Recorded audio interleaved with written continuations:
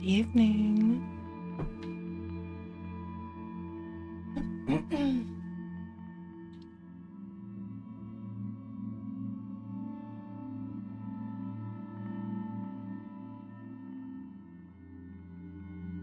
All right. I think we have everything ready. We are going to be getting back into our horror podcast, the Magnus Archives, but happy Friday. And also, if you are out and about in the world, be careful because of all the smoke over here in North America. It's pretty bad. I hope everyone got to stay indoors today. I'm gonna do something that I didn't do last Friday, and that is to post the content warning, because the episodes will become more intense as we go through the show. So if you have any particular fears, you can check the wiki, and if there's something that would make you really uncomfortable, then please make sure that you click off. But hello everyone.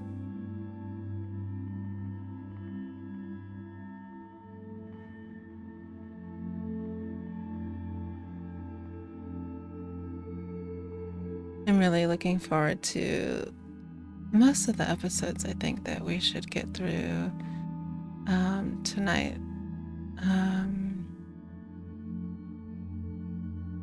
I don't think that there's anything in particular that I think is like too scary in the upcoming episodes.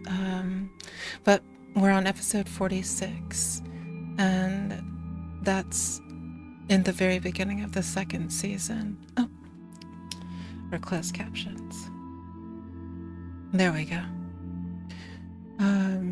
So it's right at the beginning of the second season. We're going to be on literary heights, and the content warnings for this one are lightning, death, acropophobia, suicide, high-pitched audio interference, and the mention of spiders. So if you have any fears in particular with those, then please make sure that you mute the stream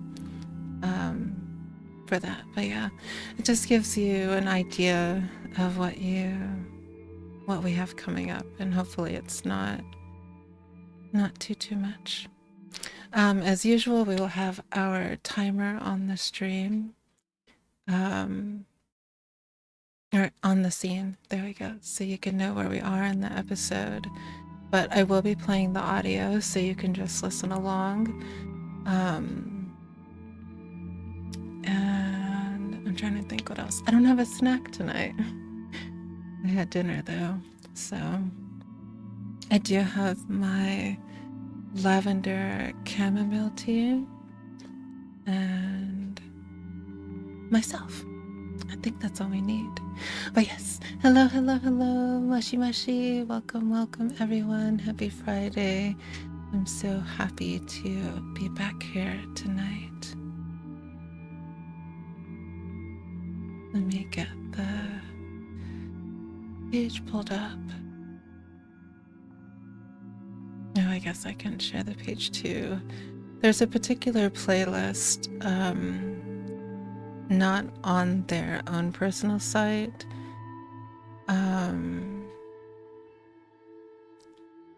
For some reason on their page, it doesn't play them in order. I'm not sure why.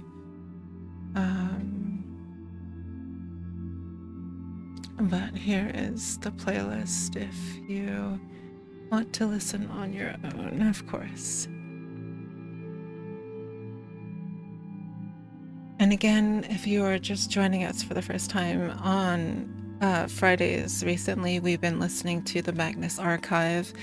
It is a horror podcast out of the UK, and I don't know if there's like a good way to summarize what the show is about. It's very interesting. But it goes over different types of fears, and I think that they illustrate those or voice act them out very well in the show. And it's just something I wanted to share here because I really want to support the creators. And they do a lot of good things behind the scenes as well, which I think is always phenomenal. And the voice acting, if you're into voice acting, is just above par. So they have done very well with this show. And after the Magnus Archives ends, they have the Magnus Protocol, which takes place after everything within this series. So I don't know if we're gonna play that one like right away because this series has 200 episodes. So we have we have quite a bit to get through. I might consider starting at maybe fall of next year just to give us a breath. And we have so many amazing games coming out in the fall as well that are things that I'm looking forward to, being a lover of horror. I'm a pumpkin baby, so I think it's probably just natural that it's something that I really like in the genre. So, well, let me go ahead and let's get started. Let me make sure that I've got the episode up and at the beginning, and our timer is restarted as well. Please make yourself cozy. We're going to be here for a while. Please feel free to chat as well during.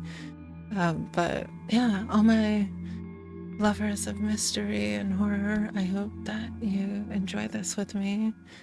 And again, happy Friday.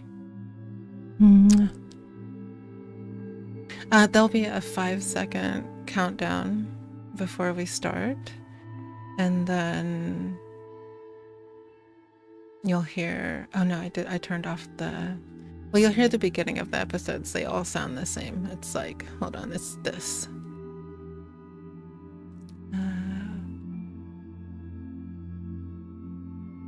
It'll sound like this.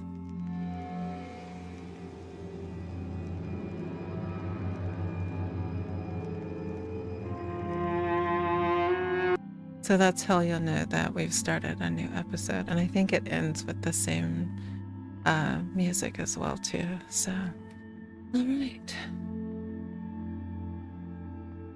I think we are ready to begin.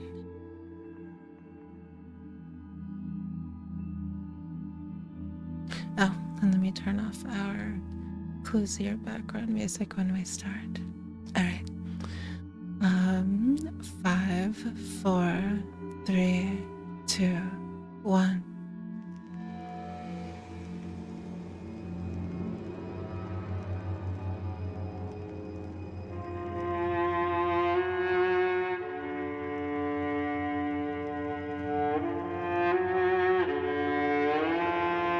Rusty Quill presents the Magnus Archives.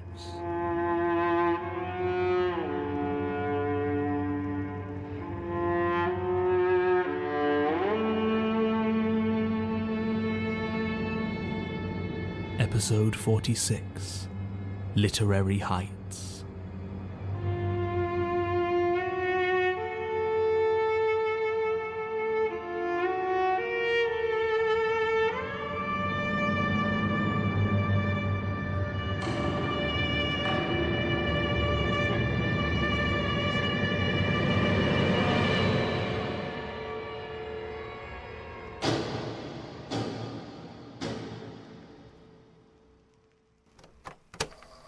Statement of Herbert Knox regarding a repeat customer to his bookshop in Chichester.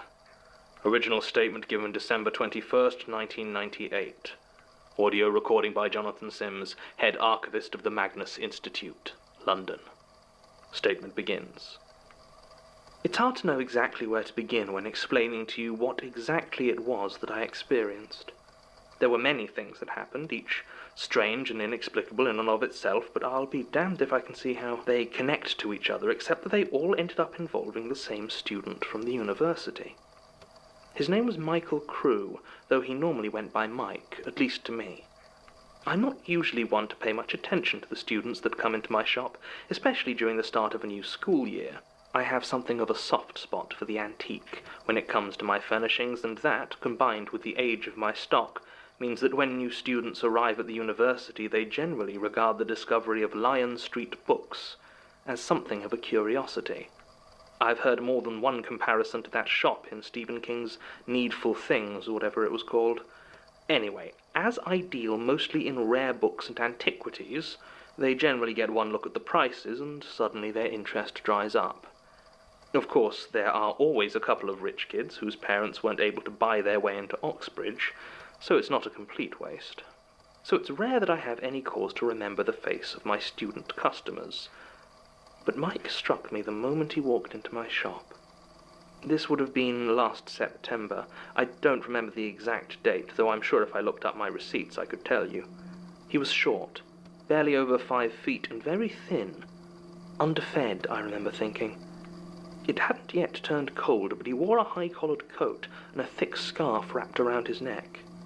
Now I'm getting on in years, and much as I love my shop, the building can get a bit drafty come autumn, so I generally have the heating up quite high. It was clearly enough for him to become uncomfortable wrapped up like that, and he removed the scarf to reveal a branching pattern of white scar tissue arcing up the side of his neck. That was interesting, certainly, but it wasn't what actually caught my eye.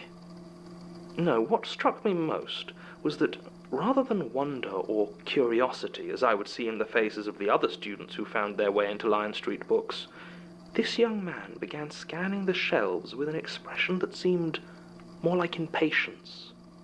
He was clearly looking for something specific, so after a few minutes I asked him if I could help. Without looking up, he said he was after a copy of de Plance's Dictionnaire Infernal, the older the better. I only had a 1908 translation in stock, but I said I would make inquiries if he wished for an older edition. He didn't reply to this, nor to my casual inquiry as to whether he was studying demonology or the occult.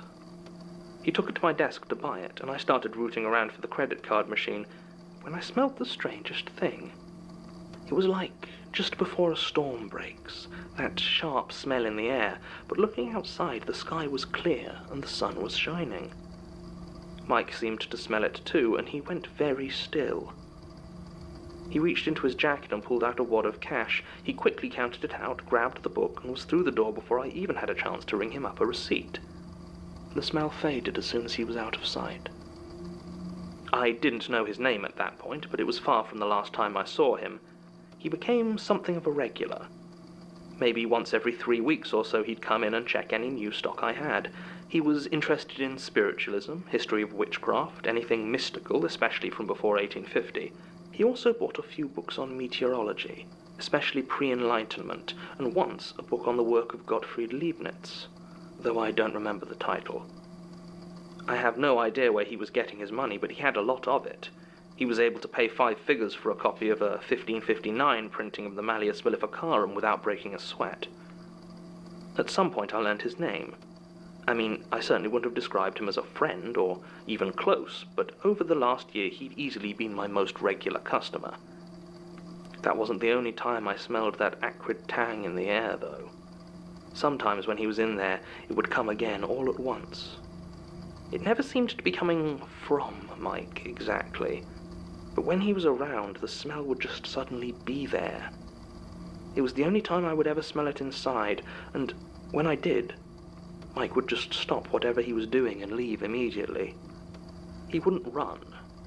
He'd just leave. There was another thing, too. Whenever he was in, the light bulbs in my shop would burn brighter. I didn't even realize this until he'd been coming for several months, as it was usually in daylight when he went shopping.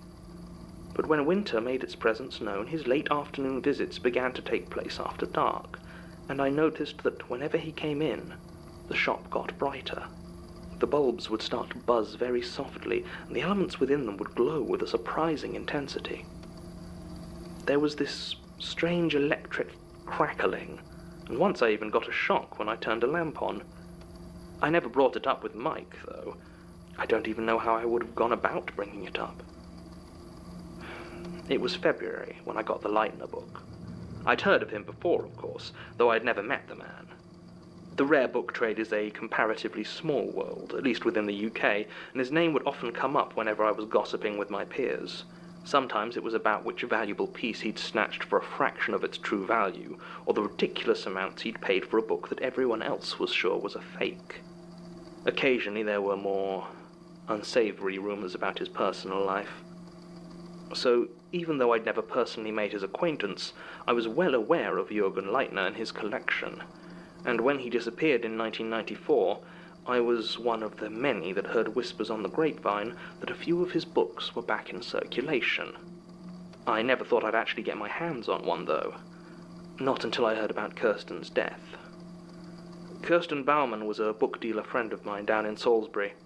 I suppose you could call her a rival in some ways, but we'd always been very friendly. In fact, there were a few years back in the 80s when we were very friendly indeed, but we hadn't spoken much in the last year or two. Well, in January of this year she passed away, lost balance on the stairs and broke her neck.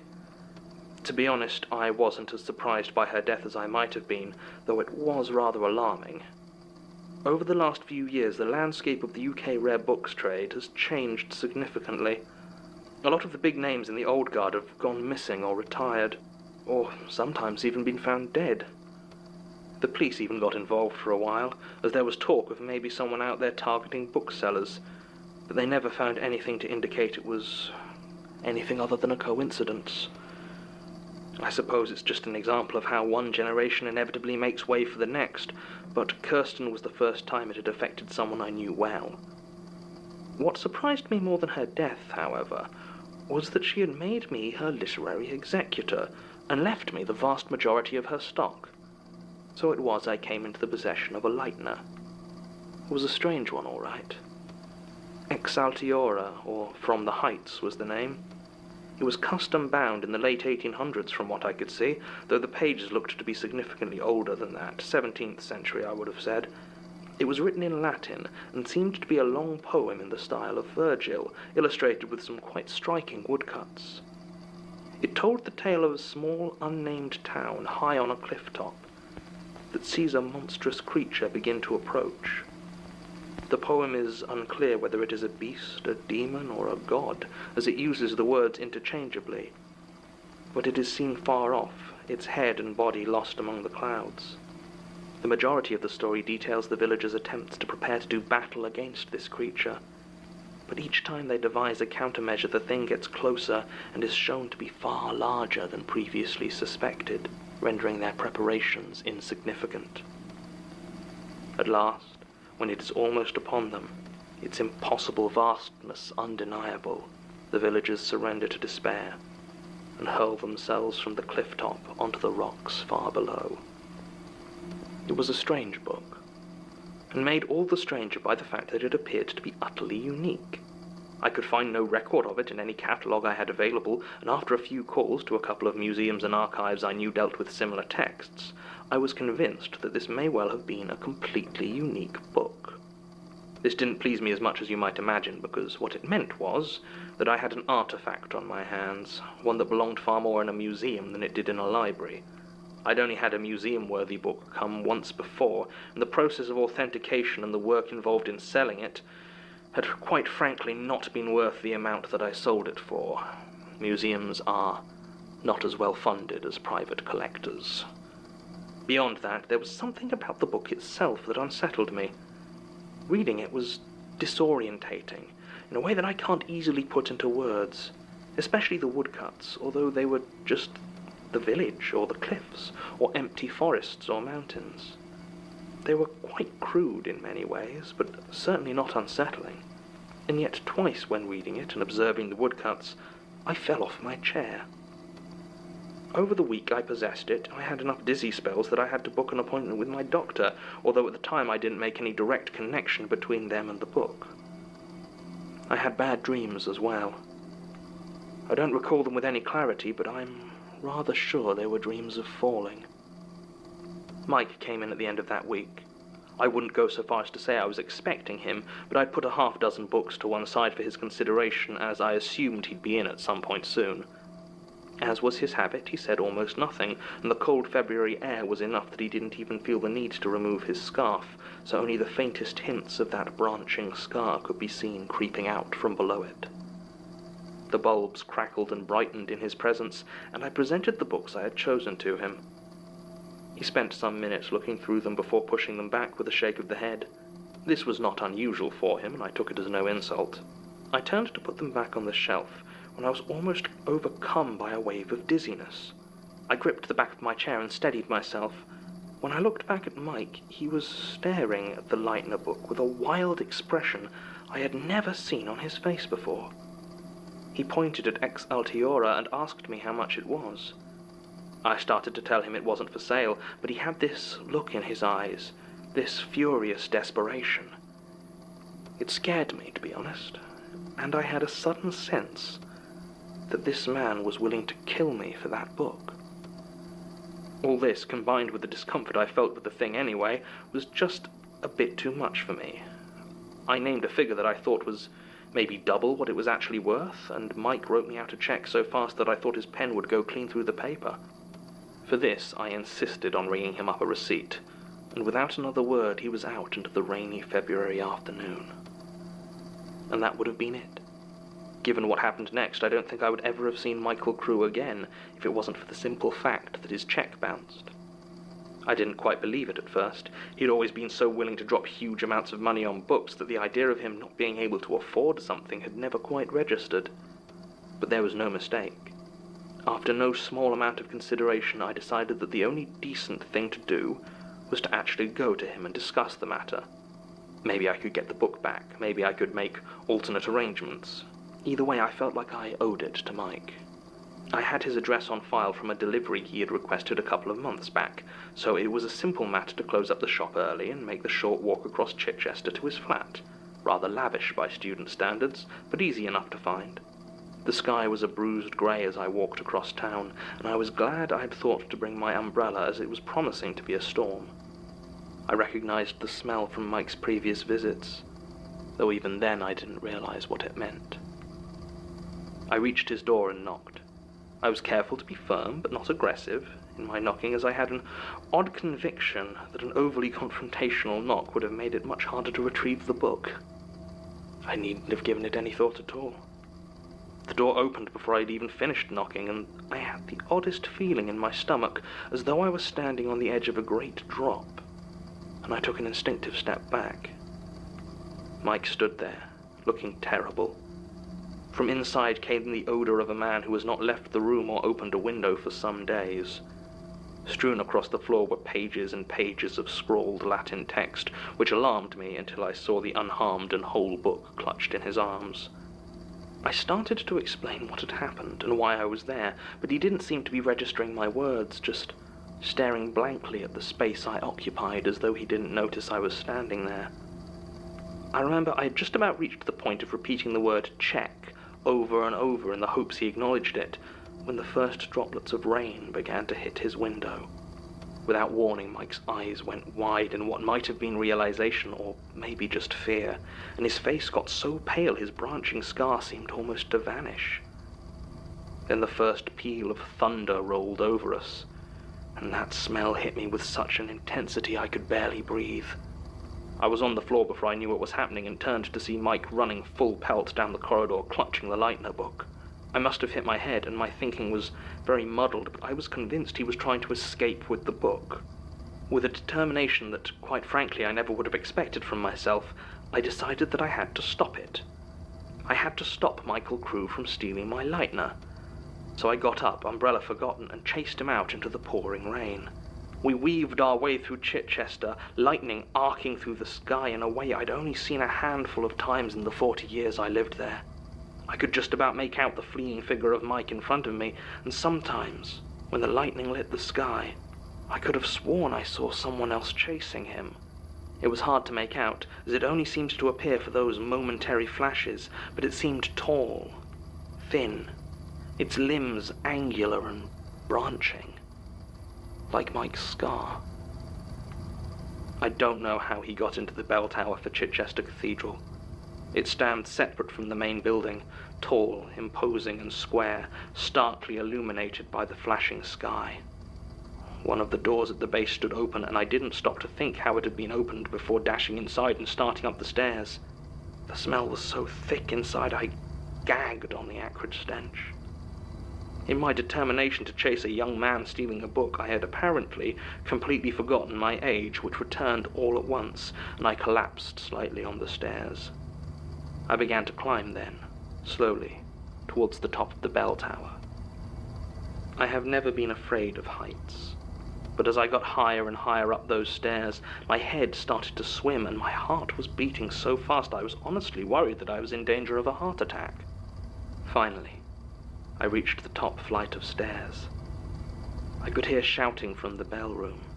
It was Mike. He was screaming something that sounded like a chant or a prayer. Most of it was in languages I didn't know, but I could make out the words Altiora, Vertigo, and the Vast. I reached the top, and there I saw Mike standing before an open window. He held the book before him like a protective ward, and in front of him was a strange, branching figure. It crackled and fizzed, lit by a strobing white light as though the lightning was within the room itself. It was just standing there like it couldn't approach, as Mike reached the crescendo of his invocation, and with a cry of "I am yours," he leapt through the open window, and presumably to his death. The strange figure cried out, a sound like tearing sandpaper, and seemed to be dragged through the window with him. The sharp smell vanished instantly, and I was alone in the dark.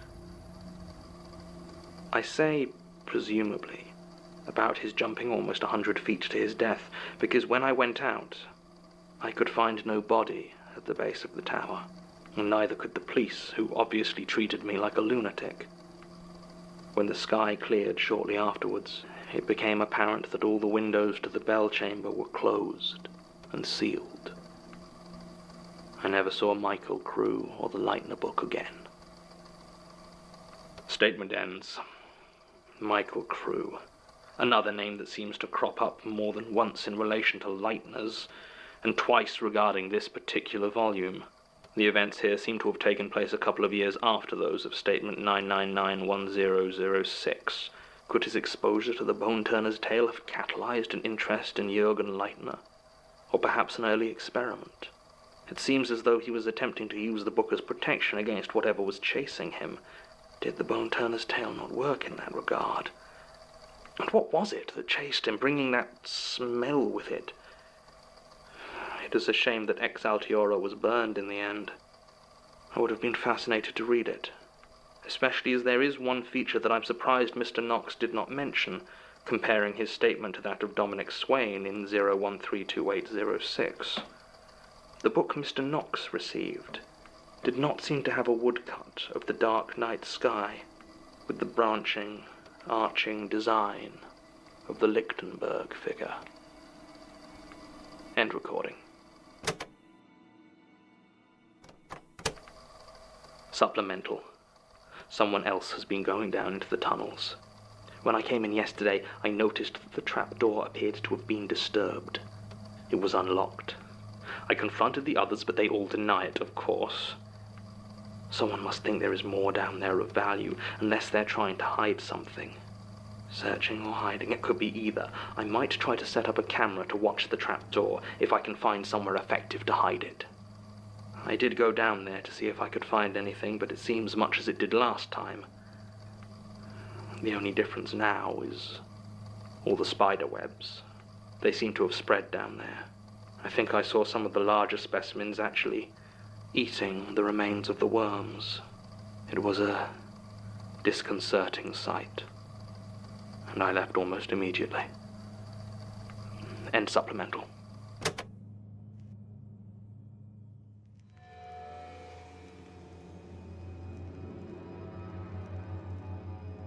I'm going to pull up. The Magnus Archives is a podcast distributed by rustyquill.com and licensed under a Creative Commons Attribution Non-Commercial I'm gonna pull up their book that I'm excited about.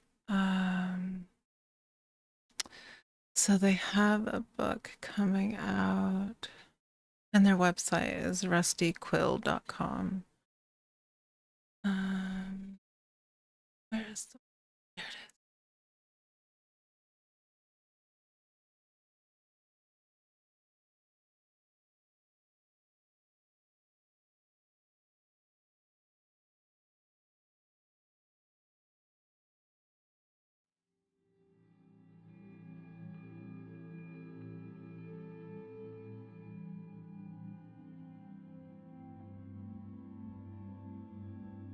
Okay, so remember in this episode that we just listened to, they're talking about Michael going after one of the Leitner books. So the book that's coming out in October this year is called From the Library of Jürgen Leitner. And it says, From the Library of Jürgen Leitner is the first in a multi-book deal between Rusty Quill and Random House Worlds. Oh, there's gonna be more than one. Oh, that's so good. Part of Penguin Random House for the Magnus Archives podcast. The book explores an infamous organization from the Magnusverse for the first time. The perilous private library of the enigmatic collector Jürgen Leitner, where occult books are guarded and researched at a fatal cost. This novel, which is set before the events in the podcast, is written by the creator of the Magnus Archives, Jonathan Sims, and Nebula Award-winning author Premi Muhammad. From the Library of Jürgen Leitner will be published on October 27th, 2026, and is available for pre-order now. So I'm really glad I went back to see that. I didn't realize that it was going to be a multi-book deal. That's going to be really nice. So I'm really excited.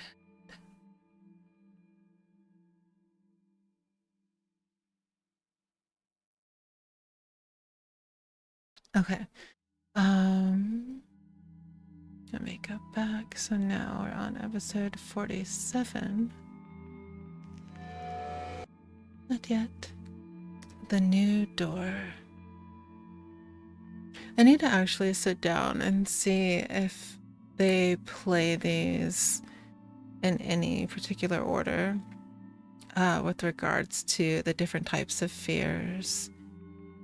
I know that they're played in an order that goes along with the story, but if each like 5 or 10 introduces a new fear or something like that. So yeah. All right.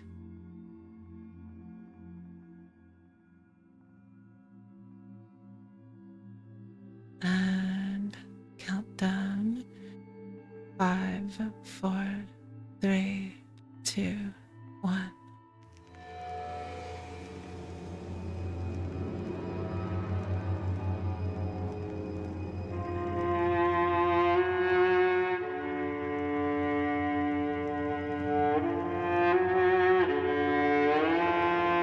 Rusty Quill presents The Magnus Archives.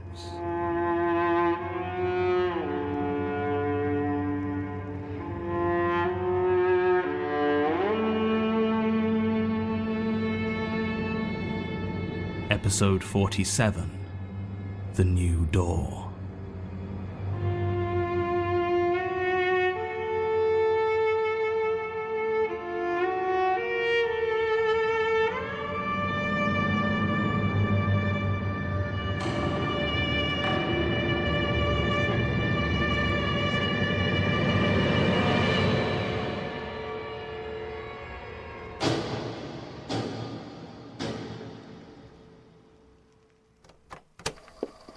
Statement of Helen Richardson regarding, how would you describe it? Miss Richardson? What? Your experience, how would you summarize it? Well, I've been trying to draw you a map, but it doesn't work. Right. Statement of Helen Richardson regarding a new door in the house she was selling. Statement recorded direct from subject, 2nd October 2016. Statement begins. Miss Richardson? There are no left turns. Look, none. It just turns right. It doesn't make any sense. No, it wasn't a spiral because you could also go forward. I mean, I did mostly just forward, and the paths never got shorter. Like you were coming to a centre, they just kept going. It doesn't make any sense. Look at it. Miss Look at it. You're right. This map doesn't make any sense. After a few turns, It becomes a mess of impossible lines. Yes, but it will be very useful for our investigation if you could start at the beginning. Give us some context. Tell me how it got started. What do you want to know? There wasn't a door, and then there was. I worked for Wolverton Kendrick.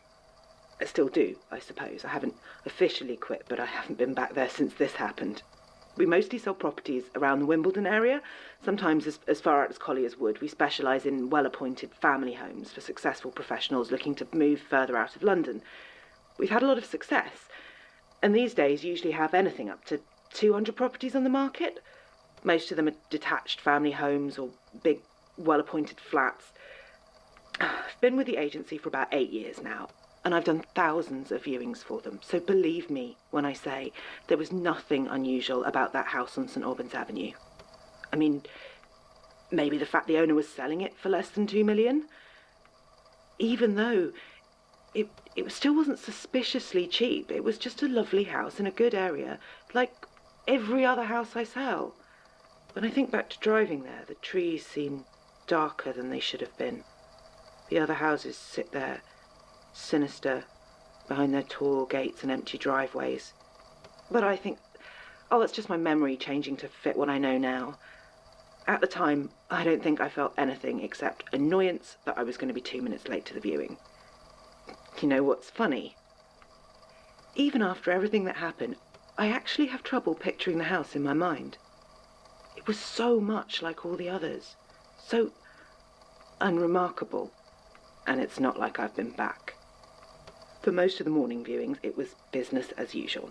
I had the usual stream of bankers and executives asking the standard questions, occasionally livened up by a private dentist or a barrister. I walked around that house for the better part of 5 hours, and by the end I'd been in every room and opened every cupboard dozens of times. And I promise you, I swear to you, that door was not there. He came at the end of the viewings. It was the last appointment, and although he didn't give his name, I am absolutely sure he was not Mr. and Mrs. Adrian Lombardi. He was tall, maybe 6.5 feet, and he had long, straw-coloured hair that fell onto his shoulders and loose ringlets. His face was round and unthreatening, although he stood so still when I answered the door. It did rather unnerve me. I asked him if he was Mr. Lombardi, and he said no, but that Mr. Lombardi wouldn't be coming, so he was here instead. It's not unheard of for some of our clients to send their people to viewings in their place, so it didn't seem like an unreasonable statement, even if it would normally, be arranged ahead of time. I just thought I'd missed an email. I held out my arm for a handshake, but he just looked at it and laughed, keeping his hands firmly by his side. That was when I first started to think that something might be wrong, because his laugh didn't sound right. I don't know how to describe it, but it wasn't a human laugh. I should have stopped there and left, or called the police, but he'd already walked past me and into the house, and I'd started to give him the sales pitch, almost as a reflex. I decided that since he didn't seem to be actively threatening, I'd just give him a quick rundown of the house and get out of there as soon as possible. He was strange, but I thought that if he did work for the Lombardis, that I didn't want to be rude and have to deal with a complaint later. So I took him round the place. He followed me.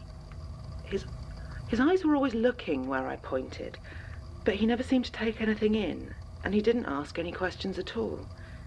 At least not till we reached the 2nd floor. We'd just climbed up the stairs to the top of the house. I went into the first bedroom and I started talking about its potential as a child's room or a study. The ceiling was quite low, and I thought I'd best warn him to be careful, but when I looked back, he wasn't there. I stepped back out onto the landing to find him looking at a new door.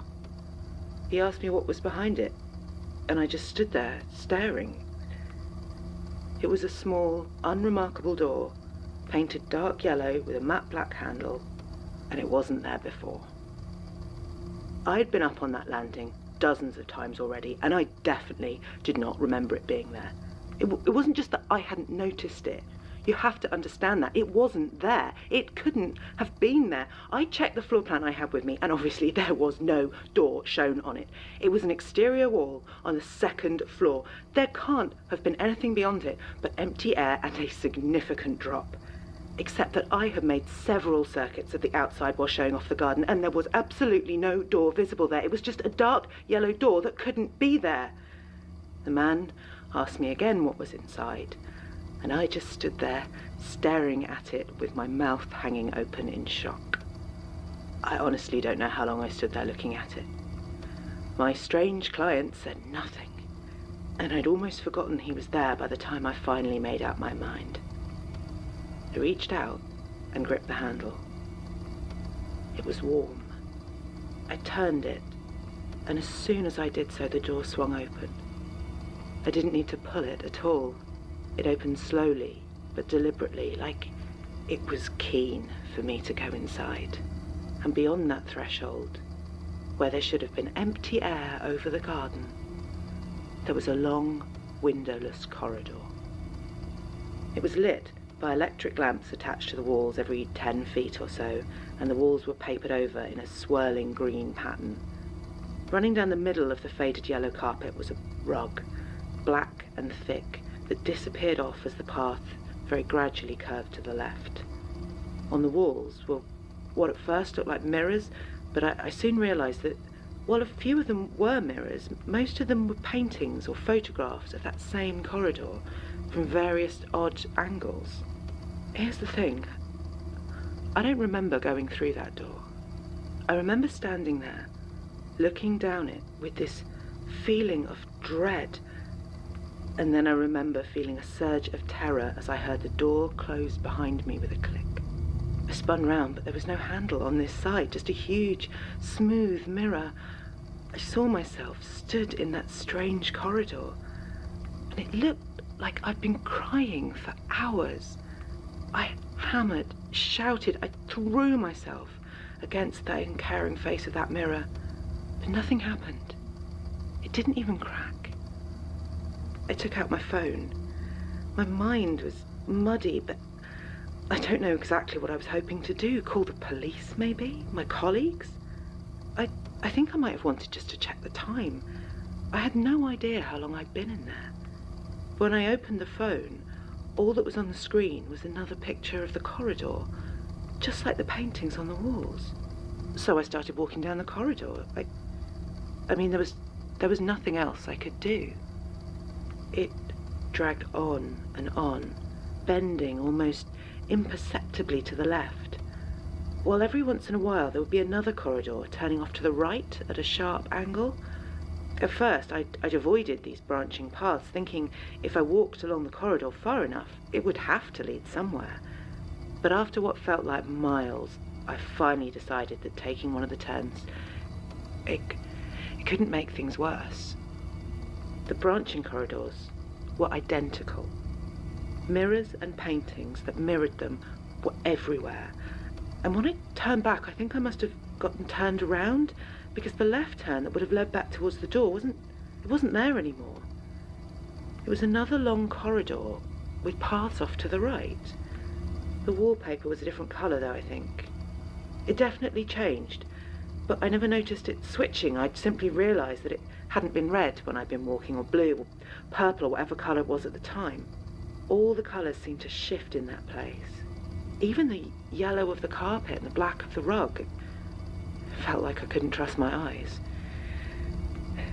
Based on the date of my appointment and the newspaper I found later, I think I was in there for 3 the horror days. podcast by the name of the Magnus Archives. Though I don't remember sleeping. or But even do check feeling tired. the I did links, spend a lot because of time if just you don't like horror, slumped in there's despair, some though, so content maybe I warnings for slept then. some of the episodes. I had no food or water. I How got are you today? very delirious by the end. It didn't help, it was so warm in there. Although often seemed like I couldn't stop shivering, like I was cold. I was almost passed out from misery when I saw it. It was stood way off in the distance, a And long you don't have way to down the apologize for corridor. being late. It I'm happy seemed that you're here. almost human from a distance. But as it got closer, I saw that it was anything but. Its body was thin and limp, I'm and when it doing moved, good. it I'm shifted, glad I'm able to like I was watching it through rippling water. relax. It's Friday. Its yeah. hands were swollen, and bits of them jutted To out sleep at in annoying tomorrow. angles. It was moving towards me fast, and as I looked, I saw that all the pictures on the wall now showed this thing, although each distorted it differently, like a selection of funhouse mirrors. But all of them showed their hands as bulbous and sharp. I looked around in desperation, trying to find any hope of escape. The thing was getting closer and closer, and I could hear that weird laugh again. And then I saw it, a mirrored frame that did not contain the creature. I had no reason to think it would help, but I could see no other choice but waiting for death, so I threw myself at this empty mirror. And just like that, I was out. I felt the cold night air on my face and wet tarmac under my hands and knees. It was raining. I turned up in Dulwich of all places. I screamed for about 5 minutes before someone came to help me. I don't really know what else to tell you. I was hospitalised for a short while until they were satisfied my dehydration wasn't going to cause any complications. And I spent a long time at home, not opening any doors. Finally, after the latest bout of nightmares, I decided to come to you and tell you my story. Maybe you can make some sense of this. Perhaps. Leave it with us. We'll do some digging and see what we can find. You believe me, then? Yes. Yes, I think I do. One thing, though. You say you don't remember the man's name. I think he told me, but It wasn't Michael, was it? Yes. Michael! That was it. Do you know him? Maybe. We'll make some inquiries and get back to you, Miss Richardson. Thank you for your time. Right. Well, I'll just leave you to it, then.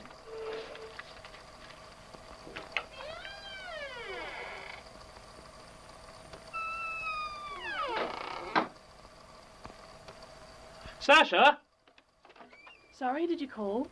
I just had a statement from someone claims they met your Michael.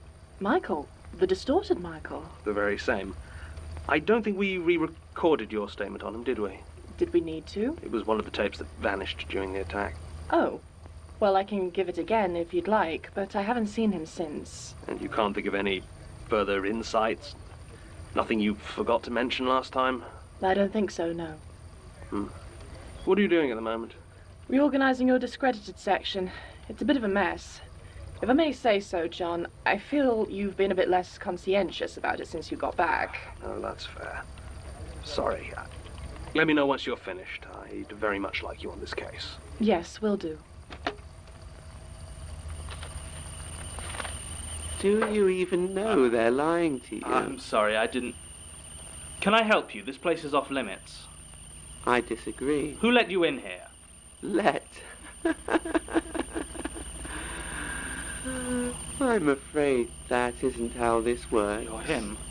Yes, Michael. that is a real name. Are you here to kill me? No.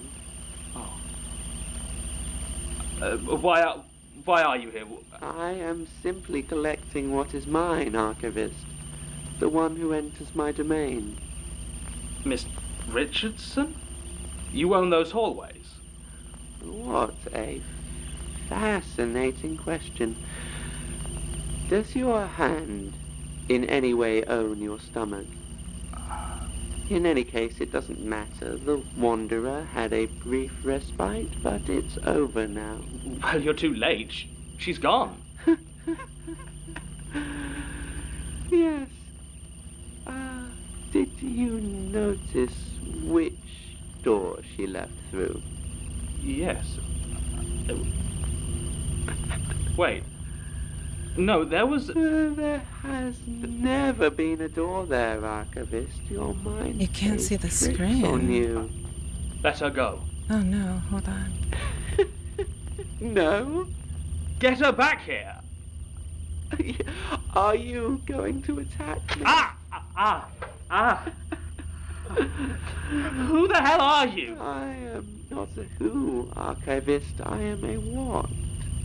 A who requires a degree of identity I can't ever attain.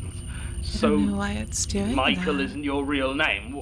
There is no such thing as a real name. What are you talking about? I am talking about myself. Are you talking about not the something show that's I'm playing? used to doing, so I'm sorry if I'm not very good at it. You decided to appear down here and stab me anyway. I wanted to talk to you. I intervened to save you before. I'm interested in what happens next. Yes, well, thank you for that, I suppose. It's not And you really still haven't a told me why visual you show. It's more like intervened a at all. podcast where you just hear the Normally voices. you will, yes, but Kind of almost like the loss of this place listening would to have old unbalanced the struggle radio. too early. I'm keen to see how it progresses. You make it sound like there's a war. Then I will say nothing further.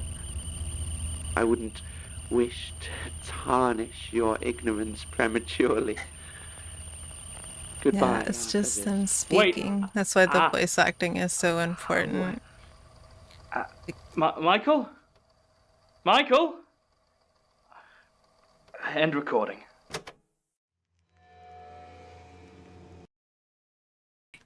Let me explain that. I guess I should have done that as well before. So there's two links that I posted. The one of them is like the content warning for the show for each episode, because they go over different types of fears. And so, like, if you're afraid of spiders, it'll give you a content warning about spiders. But the show itself, it's just like they just have their, I guess, like the artwork for the show on the channel, and there's nothing else.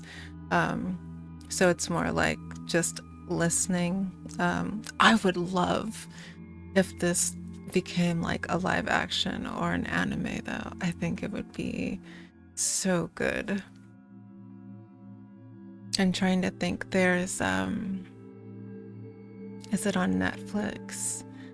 There's like a remake of like Little Red Riding Hood and like all the Grimm's fairy tales, and it's an anime that's done, except there's a twist to the stories, and they did phenomenal with the anime. And I think this show, if the right studio got behind it, they could really animate. It almost kind of reminds me of like if you've ever seen like Ghost Pop Boogie, or it's like one of my favorite animes, Boogie Ghost Pop.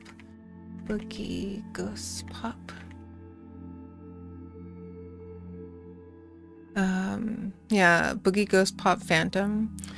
If you've ever seen that anime before, it really reminds me of like the strangeness that you find in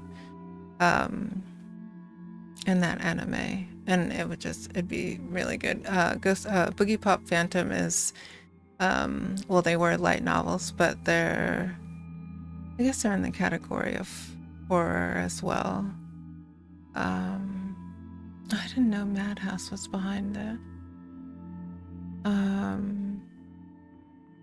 But yeah, they're really good. I think that might be like the first anime that we watched together, since it's one of my all-time favorites. We'll probably watch the remakes, because I don't know where to find the older original ones. But the new ones are called Boogiepop and others. And oh, they did do a live action film. But yeah, very, very good. Very, very good. But yeah, so it's mostly just us listening. Oh, I forgot to stop our timer. But yeah, it's mostly just us listening and sort of enjoying the voice acting. You would love to see it. Oh, I would love to see it too. We could watch it together.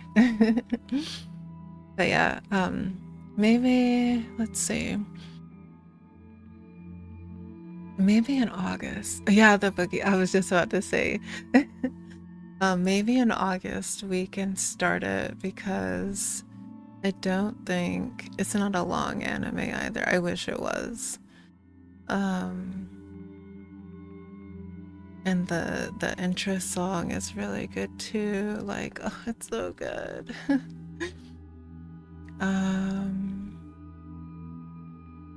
But yeah, I'll see where we can watch it at.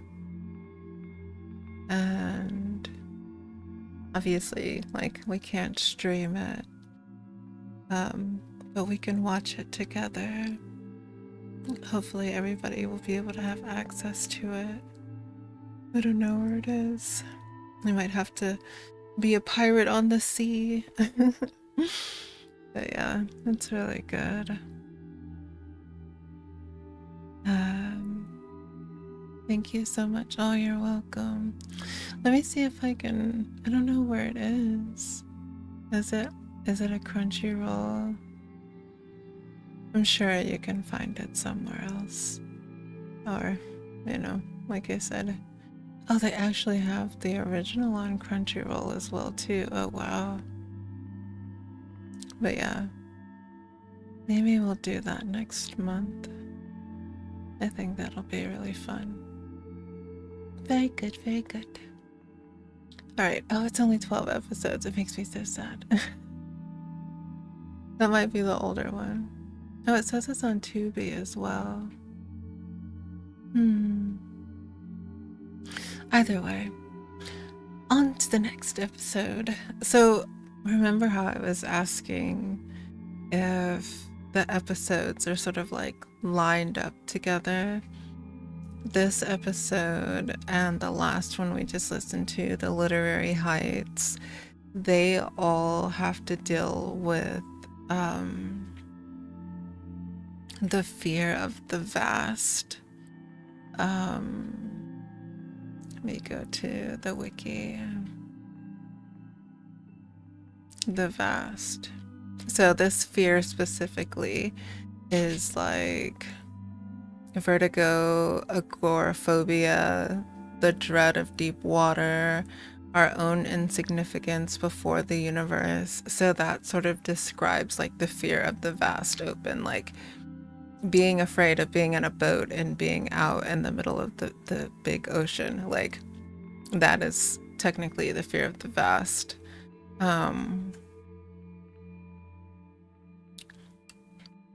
It says its domain is our fear of our own insignificance in the universe. So like sometimes, like, you know, like if you look up into the night sky and you realize like how tiny we are comparatively to how vast our universe is, like how big the universe really is. It's of losing yourself in too much space, as well as the fear of heights, falling in open spaces. It's commonly manifest as void, vertigo, and falling, as well as anything to do with openness and open spaces. So it often appears as huge, unfathomable creatures that are too distant and immense for humans to properly comprehend. And then there's another of these fears, like remember, well, I shouldn't say remember, but in this horror podcast, each of the fears are like gods, and that's kind of a way to think of it. So like the vast is a god. the buried is a god, the corruption, the dark, the fear of the dark, the desolation, the end, the eye, the flesh, the hunt, which is like, think of like primal hunt, the lonely, the fear of being alone, the slaughter, the spiral, the stranger, the vast, and the web. So all of those fears are like gods, and they each have their own like way of playing out through like their followers, I guess, is a way that you can sort of say it. So like Michael, he's like a representative of the god of the vast. I hope that makes sense. But yeah, it's very, very interesting. I would definitely go over the wiki. It does such an amazing job of outlining everything. And it says, while the buried also, I understand, good. While the buried also manifest as deep water, it will usually have a focus on crushing, drowning, or sinking. So the vast and the buried, like they try to create like that separation between the two, and like in the explanation of it. But yeah, so it's very good. I'm really taken back by the show, especially if you go and look at the voice actors. There's one of the people that act on the behalf of these like fear entities, right? And like when you look at him as a person, he looks like such a polite, like just chipper old guy around the block, right? And he has his voice acting in the podcast is one of the more scarier voices. And I'm like, how does that voice come out of that sweet looking man? So it's very interesting. I really love voice acting. I think it's so neat the way that people can like throw their voices, whether they're like a ventriloquist, or how you can make your voice sound like something completely different than, you know, what your normal voice is. I just think it's so cool. Sorry for nerding out a little bit.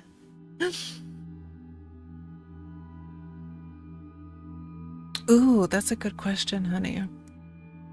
I have a question. Is it like the fear of the multiverse? So that would kind of be like the fear of the vast, right? Like how big the universe is, like being afraid of like, I can't even think of how large, like, you know, just sitting here, like from myself, I can't measure how large the universe is, let alone a multiverse. And if you even start looking into that, like I saw a video the other day that talked about how we sort of exist in each of these multiverses as well. So like, that's even more terrifying. Getting into sort of quantum things. But yeah. Did I go back from the vast? Okay, and it does tell you on the wiki which episodes have to do with each of the fears, right? That does sound interesting. It is. They do really a phenomenal job really like outlining each of the fears and how they show up in our lives. Like what's one of the concepts I really like a lot? Well, I guess since we looked at the fear of the vast, we can look at the fear of being alone, because I think that's something that people can easily identify with, right? So it says, the lonely, that feeling that you're just alone. Maybe there's no one else there at all. Maybe you just can't connect. And it says the lonely is one of the entities. It is a manifestation of the fear of isolation, of being completely cut off and alone, the fear of being disconnected. Victims are generally either disposition to isolate or simply have the misfortune to cross paths with the Lucas family, which are the human representatives of this entity, this, of the lonely. The lonely often manifests as fog, ships, travel, and faceless crowds. Many entities prey on isolated victims or isolate victims while they are tormented in other ways, including the buried, the stranger, the web, and the spiral. Episodes where a victim is alone or ends up on their own are not inherently connected to the lonely and are not listed as such unless the episode specifically centers around an intense fear or love of isolation or distance. So I really like how they outline for you not just, the representative, like in that last episode that we just listened to of the guy showing up with the real estate agent.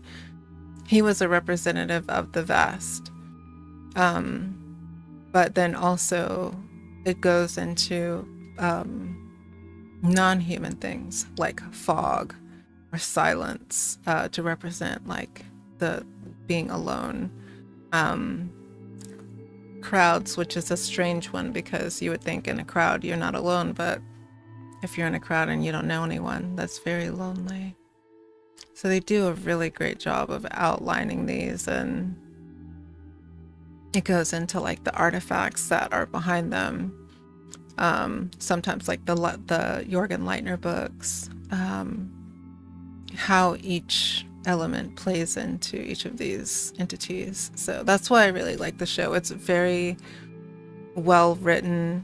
It's thought out really well. The world building is amazing.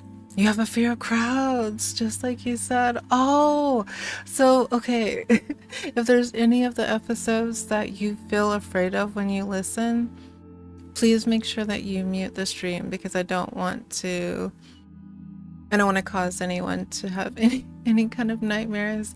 Like, there are some episodes that I had to, like, really make myself continue to listen to get through them, because they do a really good job of like really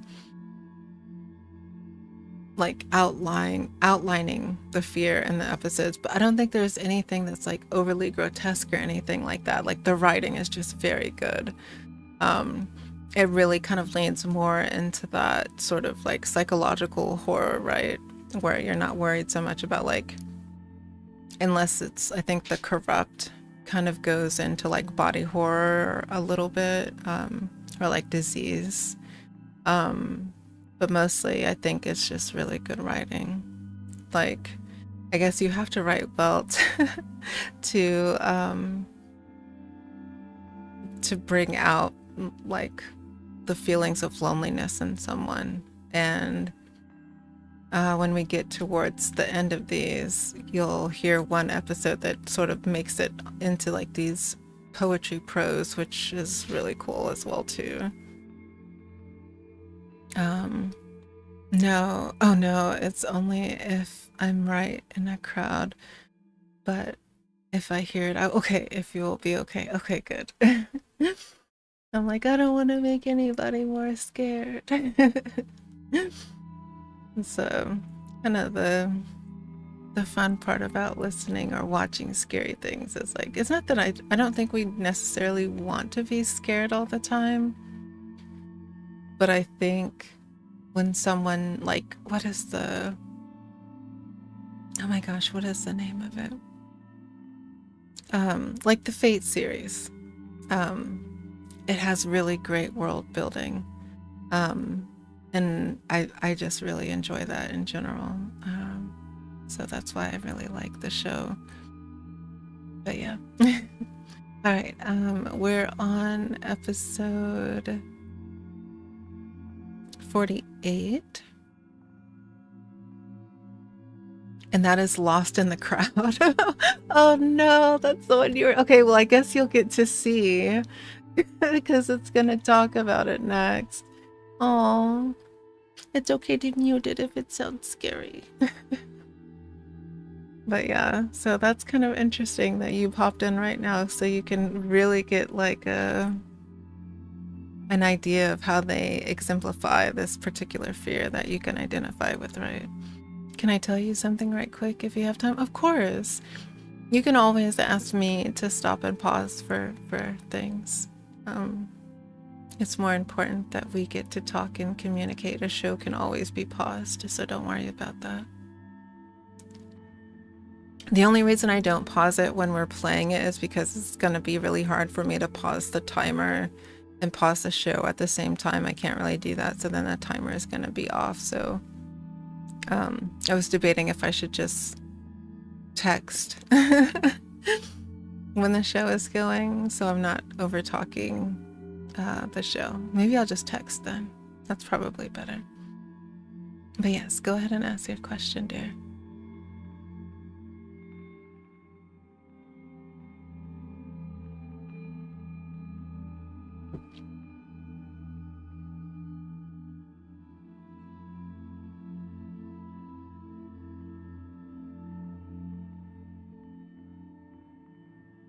I think this one's a really well-written episode as well. They all are, but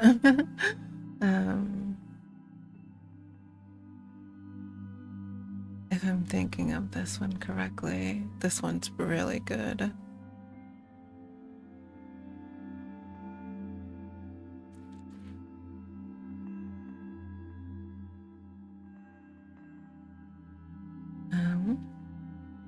At my school, I told everyone that I needed headphones for loud noises and they ignored me. Oh, I'm sorry, dear. Can you go to like your school administrator? I don't know like where you are, and you don't have to tell me where you are either, because I want us to practice safe internet things here, so you never want to tell people like your location and things, but I can tell you what I know from like the United States perspective. You should be able to go to your school counselor and talk to them about how the noises are really distracting for you, and ask them if they can provide you headphones or if you can bring headphones yourself. We have like sort of special education programs in our schools that if someone has like autism or ADHD or any other learning disability where noise is very disruptive, those students we're able to get like accommodations. So like I can put headphones on in a class, but nobody else can. But I need to, not just because I'm not listening. It's because the noise in the classroom is really disruptive to my learning. So in a way, it kind of, just let your counselor know first, or your school psychologist, if you have a school psychologist. I just wanted to tell you, you don't have to answer. I'm in the US, okay. Oh, I'm sorry. Well, thank you for telling me that, though. It doesn't make me feel very happy that you were being ignored. I'm really sorry about that. It's kind of like what I was talking about the other day with reading you all's messages out loud. Like, I want you to know that your voice is heard. And that's like one of the reasons why, like, it's such a horrible feeling to be ignored, especially when it's something that is really important like that. So, but I hope that you can advocate for yourself and get the headphones so you don't have to be bothered by the noises. School is so disruptive. I sometimes wish that they would allow us to like learn in different class sizes, because everybody doesn't learn well in, these large classroom sizes. Thank you so much. You're very welcome, dear. And I'm sorry again about that. It's very poopy. But yeah, everybody learns in different environments. Some people can do their homework with like TVs and music and everything else going on in the background, and some people really need it to be quiet. I specifically myself, I need things to be quiet. I can only have certain music playing.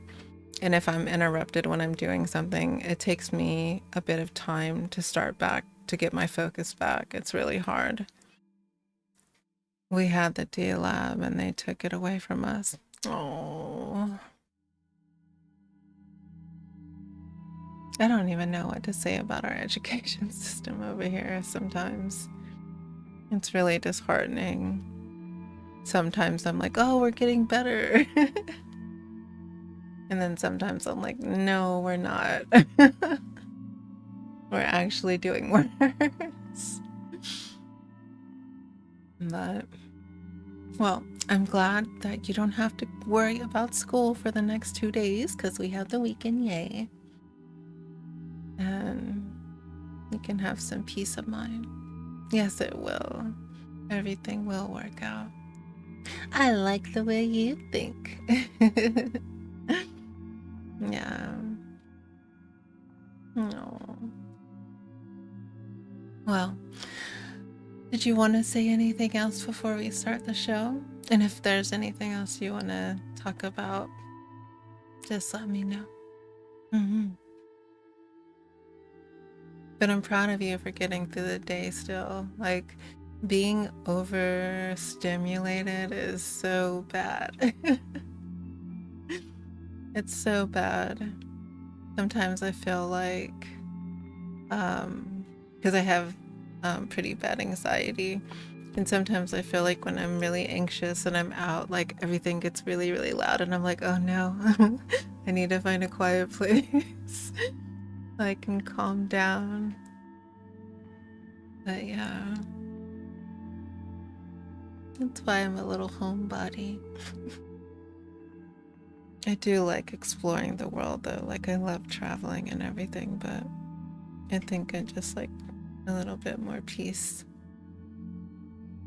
I just want to say thank you for listening. I had so many panic attacks at school. Oh, well, I can definitely relate. You're always welcome to let me know when you have a day that feels a bit overwhelming. And that's why we do what we do here. So we can create a space where people can be cozy and not so overwhelmed by the world. Like everything that I do, I try to make sure that there's some soothing aspect to the broadcast, whether it's the music or, you know, the visuals. Like the background today, it's like supposed to be spooky horror, but then like we have these like soft little petals floating around, and it's sort of like it buffers the scary. And it makes it feel a bit softer. So I'm glad. I hope that I can continue to help you to feel okay. Yeah. All right. Well, let's go to episode 48. And again, this is Lost in the Crowd. We'll have our countdown. This episode is about 21 minutes long. So we're doing pretty good. We've made it through 4 episodes tonight. I'm ready to get started. Good. All right, let me do our countdown. And I pull the time all the way back. Okay.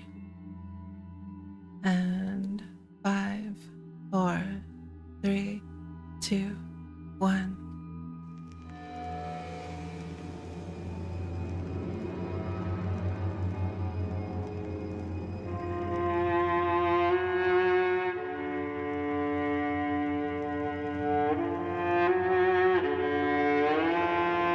Rusty Quill presents the Magnus Archives.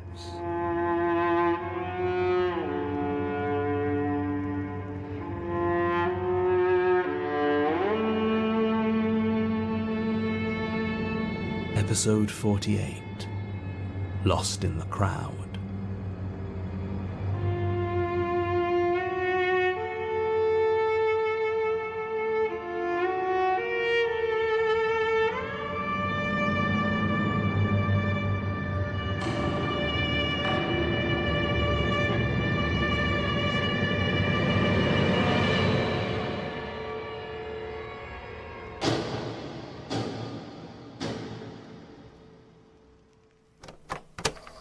Statement of Andrea Nunes regarding a series of encounters in the streets of Genoa, Italy.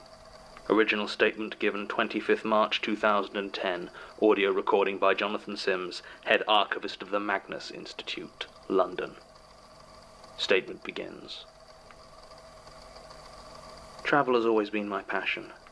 I remember as a kid my parents used to take us on trips to this small cabin in Wales. I was very young at the time, maybe 4 or 5, and the cabin wasn't anything special, just cheap self-catering. It was all the holiday that my parents could afford, and I had to share a bunk bed with my brat of an older brother, but I remember that every time we drove across that huge bridge from England into Wales, I got this rush of discovery, of exploration. Seeing new places, going further, travelling. I've never looked back since. As I said, my parents didn't have much money, so the first chance I really had to go beyond the UK was when I took a gap year. I'd saved for years to afford that trip, helped by an inheritance from a distant grandmother, and I bought a bunch of Interrail train tickets and spent almost 4 months rolling across Europe, never staying more than a few days in any one place and heading on as soon as I got bored. There were nights that I was unable to find a hostel and ended up having to sleep on the streets, and I even slept in a graveyard once. I'd pick up travelling companions for a few days here and there, but for the most part I would spend weeks without speaking my own language. I had adventures and saw wonders and got into more than a bit of trouble on occasion. It was the happiest I'd ever been. Since then, travel has always been my main joy in life. I got out of university with a good maths degree and got a job as a programmer. It's a life of well-paid drudgery, but I don't care. Because it means once or twice a year I can drop everything for a month and disappear somewhere new. The Grand Canyon, the Forbidden City, the Great Barrier Reef. That's my life. Everything in between is just the intermission. I suppose that's one of the reasons I've always had such trouble with romance or even close friendships. I can never take them seriously because they aren't a part of my real life. And in my real life, I travel alone. I know it's a lot more dangerous, and people always tell me how lonely it must be, but it really isn't. There's a purity to being alone when you travel. You can absorb the places you find yourself in so much better, take in the sights and the smells and the vibrations of a place in a way you just can't if you have to be mindful of another person's presence. It isn't that I don't like other people, I do. I just can't travel properly if I'm with them. For my 25th birthday last year, I decided to treat myself to another go at Europe. Obviously, I couldn't do another 4 months, but I figured that just the one would let me revisit my favourite spots in the south. Slovenia, Switzerland, Bavaria, Italy, maybe Monaco, or bits of southern France. I'm lucky, as a September birthday makes it pretty much the perfect time for European travel, and for the first weeks I was having a wonderful time. Heading down into Italy and revisiting Venice, Rome, and the beautiful views of San Marino. I avoided going as far south as Naples, which I recall as being a horrible place, full of ugly smells and rude people, and instead began travelling north again via Florence. It was in a Florence hostel that I met Ethan Taylor. Ethan was every inch the Australian traveller, tall and tan, with slightly curly, dirty blonde hair and a carefree attitude. I'd met literally hundreds just like him in every hostel across the globe. But for some reason, I really hit it off with Ethan in a way I hadn't with any of the others of his kind. I think it's because when he talked about travelling, he talked about it the same way I did. He wasn't going around for fun or because that's what every Australian does when they reach that age. He travelled because he had to. And like me, he said, he always travelled alone. We spent a few nights together in the hostel, much to the irritation of the other guests, but as much as I enjoyed his company, I didn't have any interest in travelling with him for long, and it seemed he felt the same way. It was with a sort of mutual, unspoken discomfort that we found ourselves ending up on the same train heading north. It seemed like it would have been rude not to at least acknowledge each other, so we sat in the same compartment and stared out the window. It was all right, actually. Each lost in our thoughts as the Italian countryside rolled past. We'd been travelling for about 2 hours when Ethan looked over and asked me if I was planning to stop in Genoa. I said no, it wasn't a place I'd really considered visiting, and Ethan began to tell me about it. He'd been there a few years before, he said, and the coastline was beautiful. all clear blue ocean and narrow winding lanes. I didn't have any other plans, so I said, sure. And you know what? He was right. It was beautiful. The colourful houses climbing up the steep streets from the coast and the paths beside the sea. The first day we stepped off the train, I fell a little bit in love with Genoa. We checked into a hostel and, for once, decided to get a private room and dropped our backpacks from tired shoulders. We didn't need to say anything to know we'd be exploring the city on our own. Ethan would be revisiting cherished memories and I would be discovering new ones, but neither of us wanted to do so in company. Most of our time together was spent at night, dining, talking, or otherwise engaged. The first morning I went for a long walk along the coast. The sea air was invigorating, and when the salt-tinged air sent cool fingers running through my hair, I felt so alive I nearly wept. I put all thoughts of returning to my dull English life from my mind and relished my freedom. There were a few others walking near me, but Italian is one of the few languages I have never managed to pick up even a small amount of, so their conversation was alien to me and did not intrude on my precious isolation. As Ethan and I talked that night, I tried to put it into words, but without any real success. Even here, with the time to compose it properly, I'm still not sure I've caught the essence of what I felt. Ethan, for his part, had told me of his explorations of the back streets of Genoa. He had found himself in a small section of town that seemed older than the rest, he said, and unlike the rest of it was bustling. He suspected there might have been an out-of-the-way street market there, and was hoping to find it again tomorrow. Then we went to bed, and I got what may have been my last restful night. The next day I decided to find a nice local cafe and spend some time reading. It wasn't difficult to do, as if there's one thing it's easy to find in Italy, it's coffee. This one was well hidden and warmer than outside, even though the day was very hot for the time of year. I took a seat and ordered a coffee. I tried to read, but it was so warm that even with the strong coffee in my hand, I found it hard to keep my eyes open and kept nodding off. It was after one such accidental nap that I saw him. He was pale, scrawny almost, and looked utterly out of place. His loose, bright shirt was in stark contrast to his long, black hair. He was staring at me in a way I found quite uncomfortable. I mean, I know I'm not unattractive, and I'm used to creepy guys staring at me sometimes, but this was different. He was staring at me with an air of concentration, like he was trying to read something written very small on my forehead. After about a minute of this, he got up and walked over to me. He took the seat opposite and sat down. He was still staring at me, and it became clear that I was going to have to start the conversation. So I asked him who the hell he was and what the hell he wanted. He ignored the first question completely and said, in English, that what he wanted was to have a nice holiday in peace. He said it in a really accusatory way, like I was ruining his holiday somehow, and I said so. He sighed and said that he wasn't in the business of helping strays. Now, I didn't know what help he was offering, and I certainly didn't ask for it, so I got up to leave. He apologized grudgingly and said that, as he was here, he felt he should at least let me know that I was marked. He didn't know what by, but that it was close. Was I married? Did I have a fiancé, partner, friends? I told him no, not really. I was just about sick of his stupid questions, but he sounded oddly desperate. Siblings? No. Mother? Of course I had a mother. Were we close? Did I love her? I gave him a look, and he again asked if we were close. I said yes, we were very close, and then I got up to leave.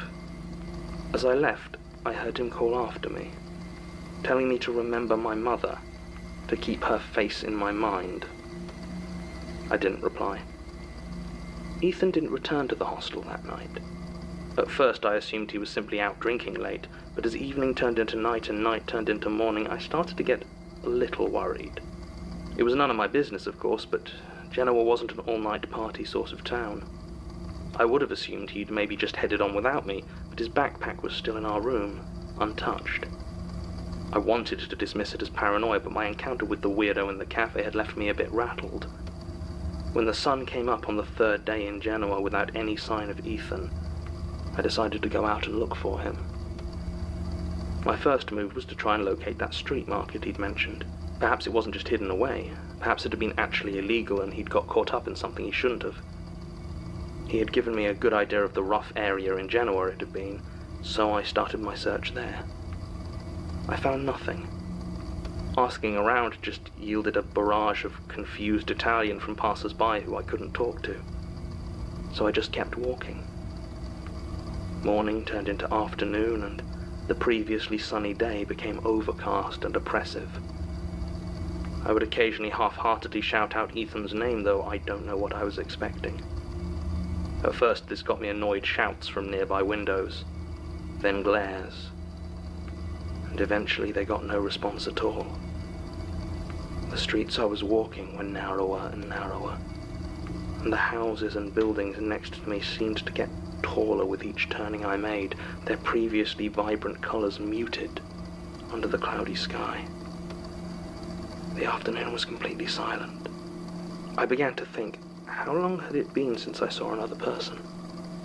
20 minutes, an hour, 2 hours? I hadn't checked my watch and my mind was foggy. It was hard to think in all the humidity. I went to take a drink from my water bottle to find it empty. Had I finished it? I couldn't have been searching that long. Then I heard it from up ahead, the dull murmuring of a crowd of people, that rolling babble of incomprehensible noise that only comes from dozens of voices talking at once.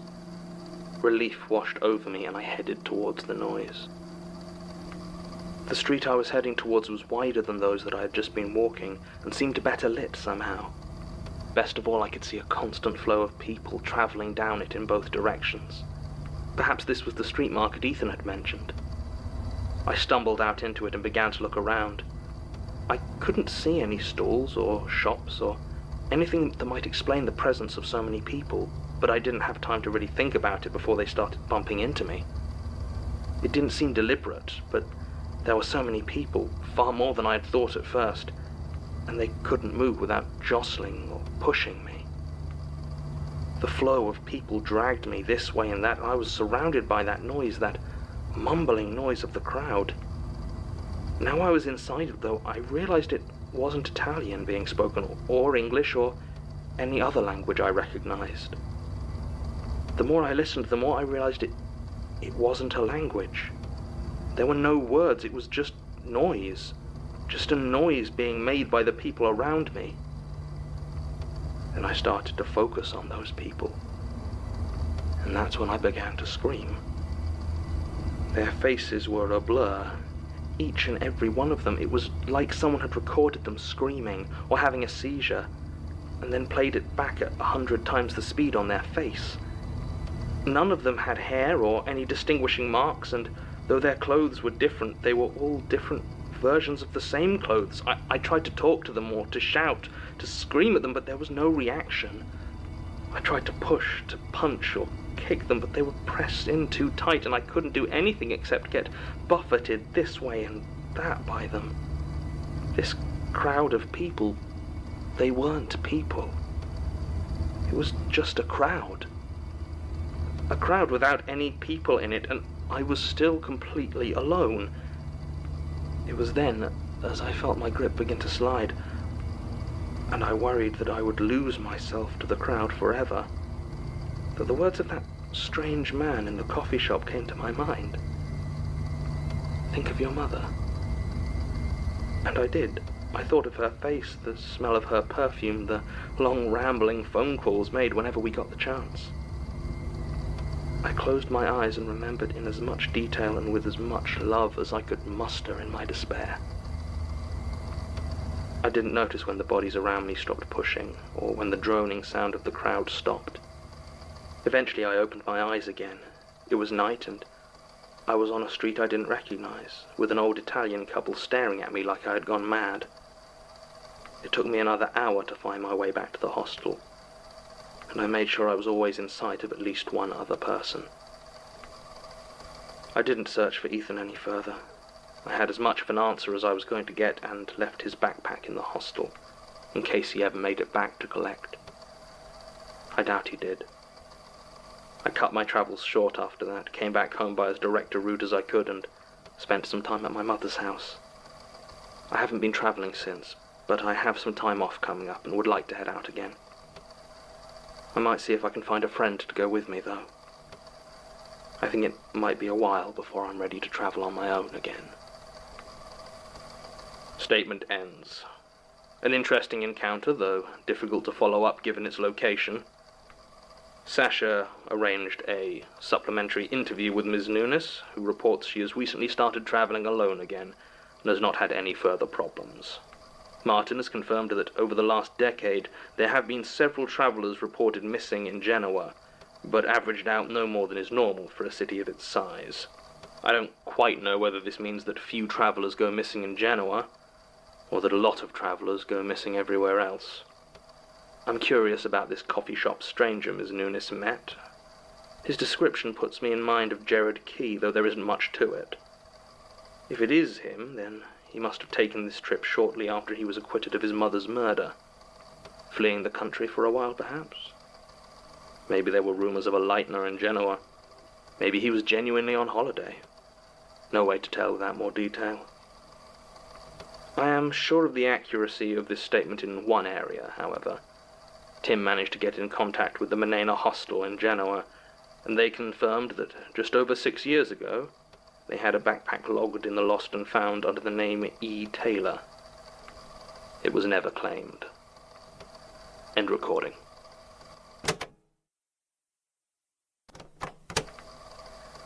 Supplemental.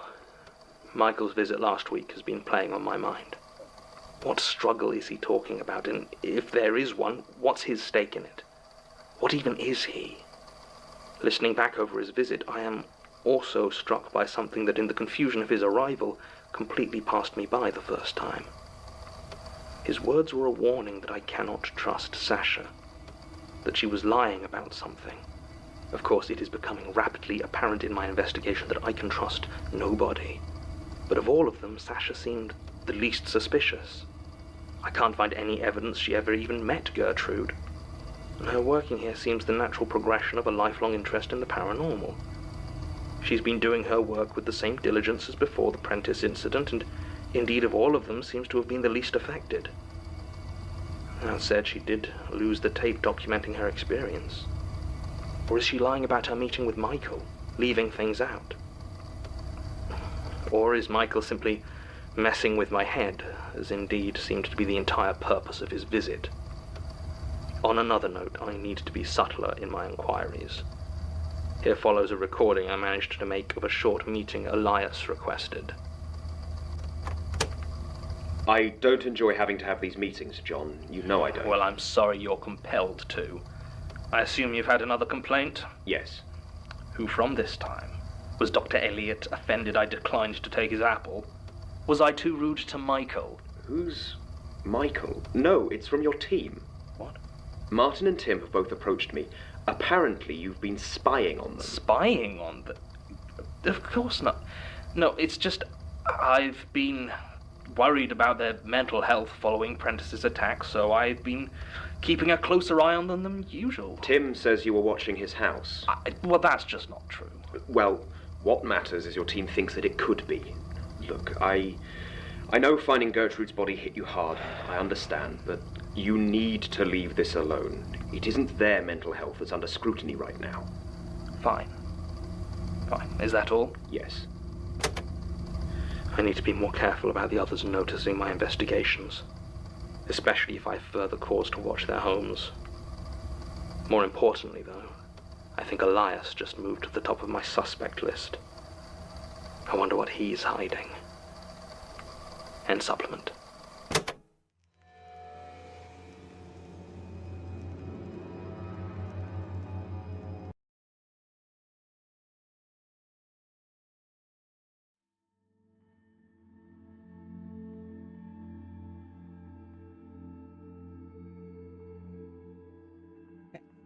So that was Lost in the Crowd, and it's probably a little confusing. So one of the entities of that list that we were just talking about attacked their workplace, and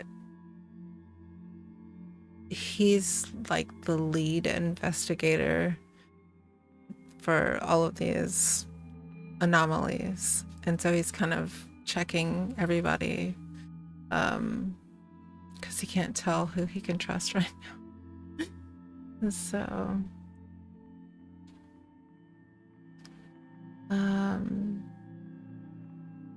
right, number 49 is, wait, are we okay? Yeah, we are on 49.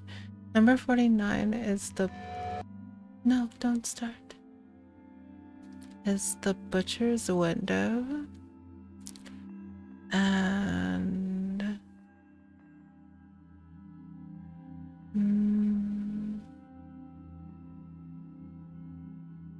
I genuinely don't remember this one. Let me go to the wiki.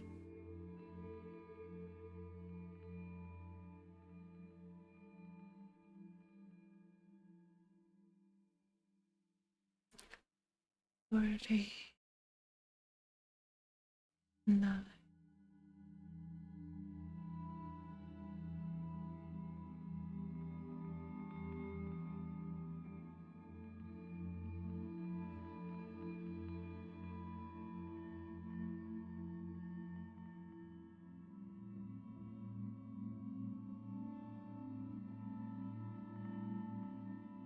I don't remember this one at all.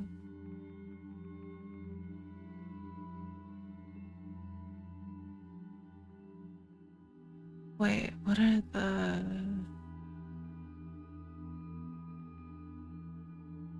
So this one has to do with the flesh?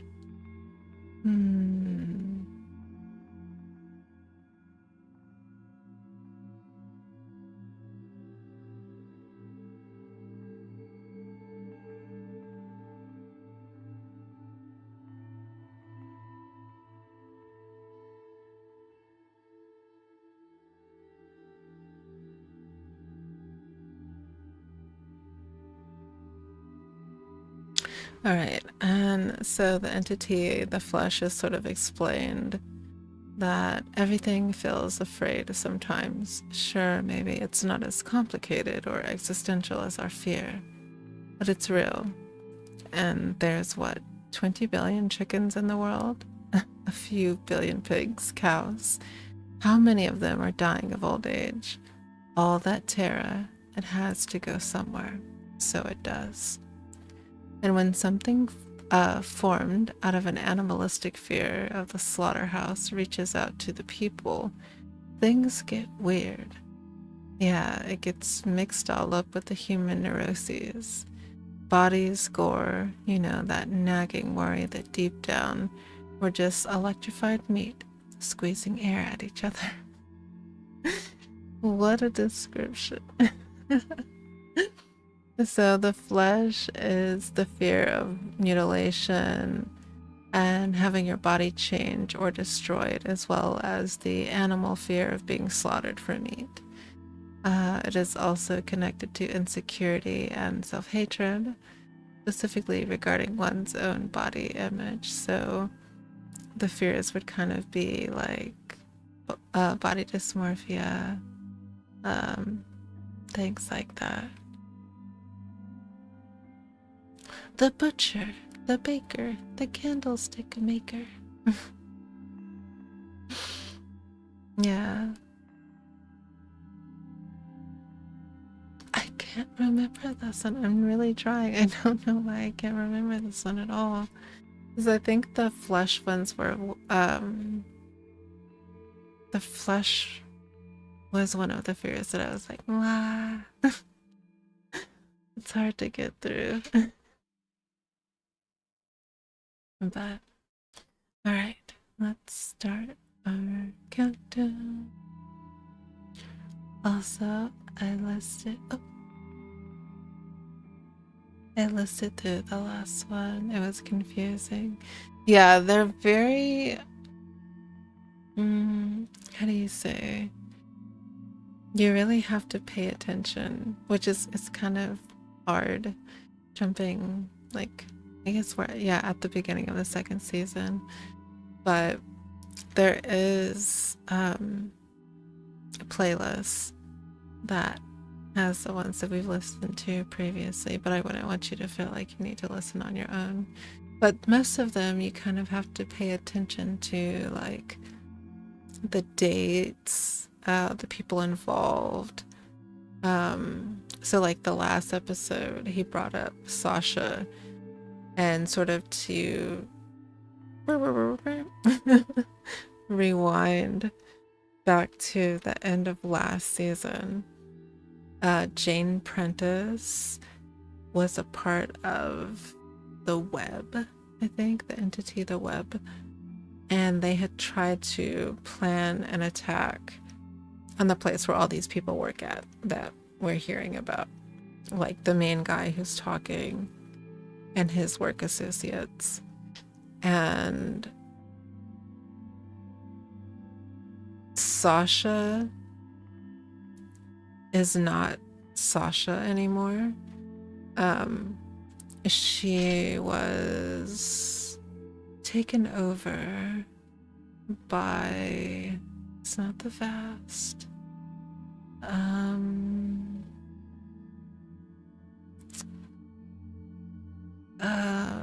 It's the Stranger, I think. And I think the Stranger is also one of the, it's like the Uncanny Valley fear. But the Stranger is one of the entities. It is a fear of things that are almost human, but not quite human. And the creeping sense that something is not right, but you don't know what it is, why, or how. It manifests as objects pretending to be humans, like mannequins, wax models, and taxidermy, and is often connected to the skin, faces, clowns, and identity. So Sasha, like one of the researchers, I guess you could say, that worked for him, she was attacked by an entity from the Stranger, who basically like took over her body. So that's they call her not Sasha because she's not the original Sasha. I think that's the one that has to do with her. Okay. But yeah, it's a bit to keep up with, but I'm trying to think what other episode they were in.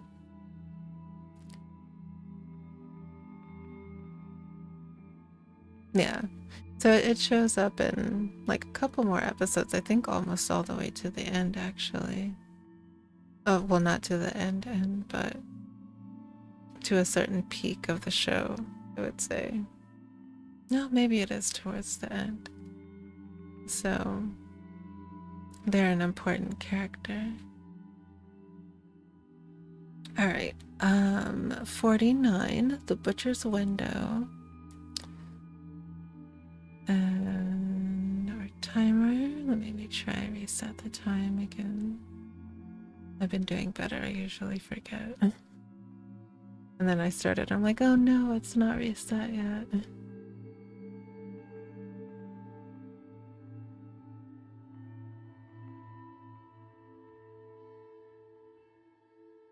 All right.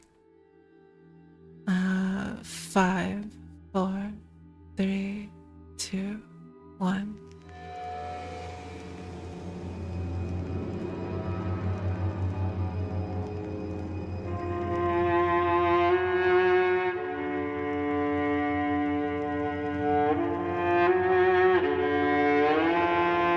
Rusty Quill presents the Magnus Archives.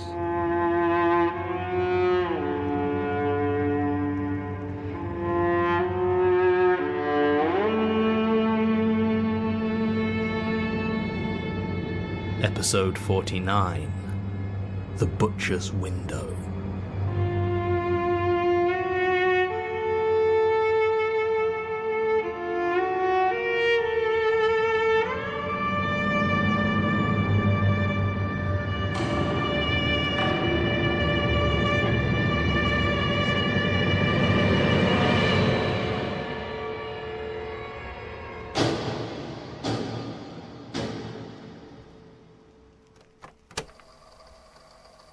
Statement of Gregory Pryor regarding his investigations into one Hector Laredo during the summer of 2007.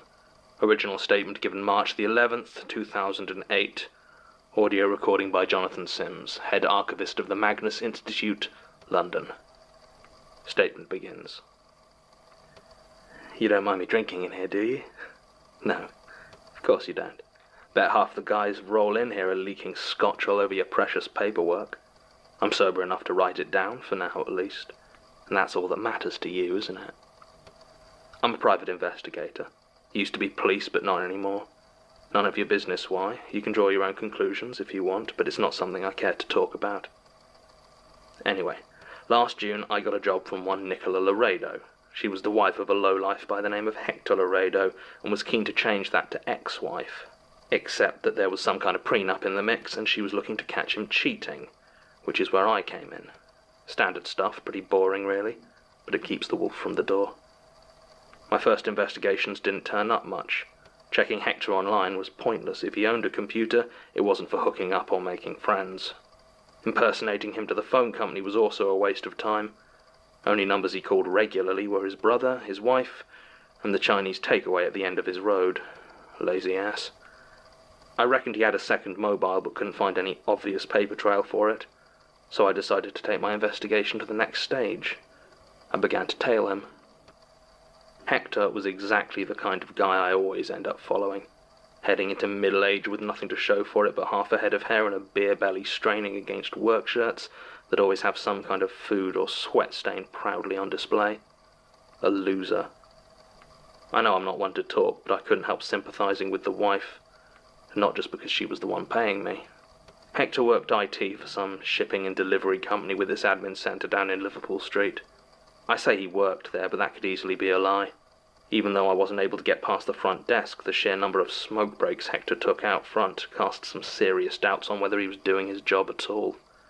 According to wife Nicola, Hector had recently had a sudden series of working late nights, and based on what I was seeing of him at the day job, she was right on the money with her suspicions. There was no way this guy was staying a minute past closing.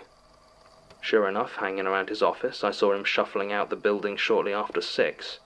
I started shadowing him carefully, although after a few minutes it became clear that I really didn't need to be cautious as all that. The man was completely oblivious to anything that wasn't inside his own head or in front of his face, and after a while I found I could walk literally 15 feet behind him the whole way, and he had no idea. I knew I was in luck when I saw him head into the underground. His route home should have taken him down the Central line, but instead he headed onto the Hammersmith and City, riding east. Whatever, or whoever, his illicit liaisons involved, I was pretty sure that me and my camera were following him right to it. He got off the train at Barking, which was promising. It was exactly the sort of place I would have expected the lover of someone like Hector to live. Residential, depressing and cheap. For London, at least. It was almost 7 o'clock by this point, and it was late June, so there was still a while before nightfall, and I got more careful about my pursuit. There were less people here, so blending into a crowd was no longer an option, and I made sure to keep a bit more distance as he walked down streets of terraced houses. We'd been walking for about 20 minutes when I began to realise that he wasn't going into any of the houses. Instead, he made his way south until he reached the A13. He made his way over the motorway, now choked with commuter traffic, and headed down into what looked like a warehouse or industrial estate on River Road. I was becoming less and less convinced that this was a simple screwing around job, which made me uneasy, but it was still a long way from scaring me off. Besides, I was curious, so I followed Hector over the A13 and down River Road. I was going very slowly now, as I was the only one walking down that road except for Hector. And if he turned around, well, idiot that he was, I don't think even he could have failed to spot me. So I stayed close to the buildings, and ducked behind them whenever I could.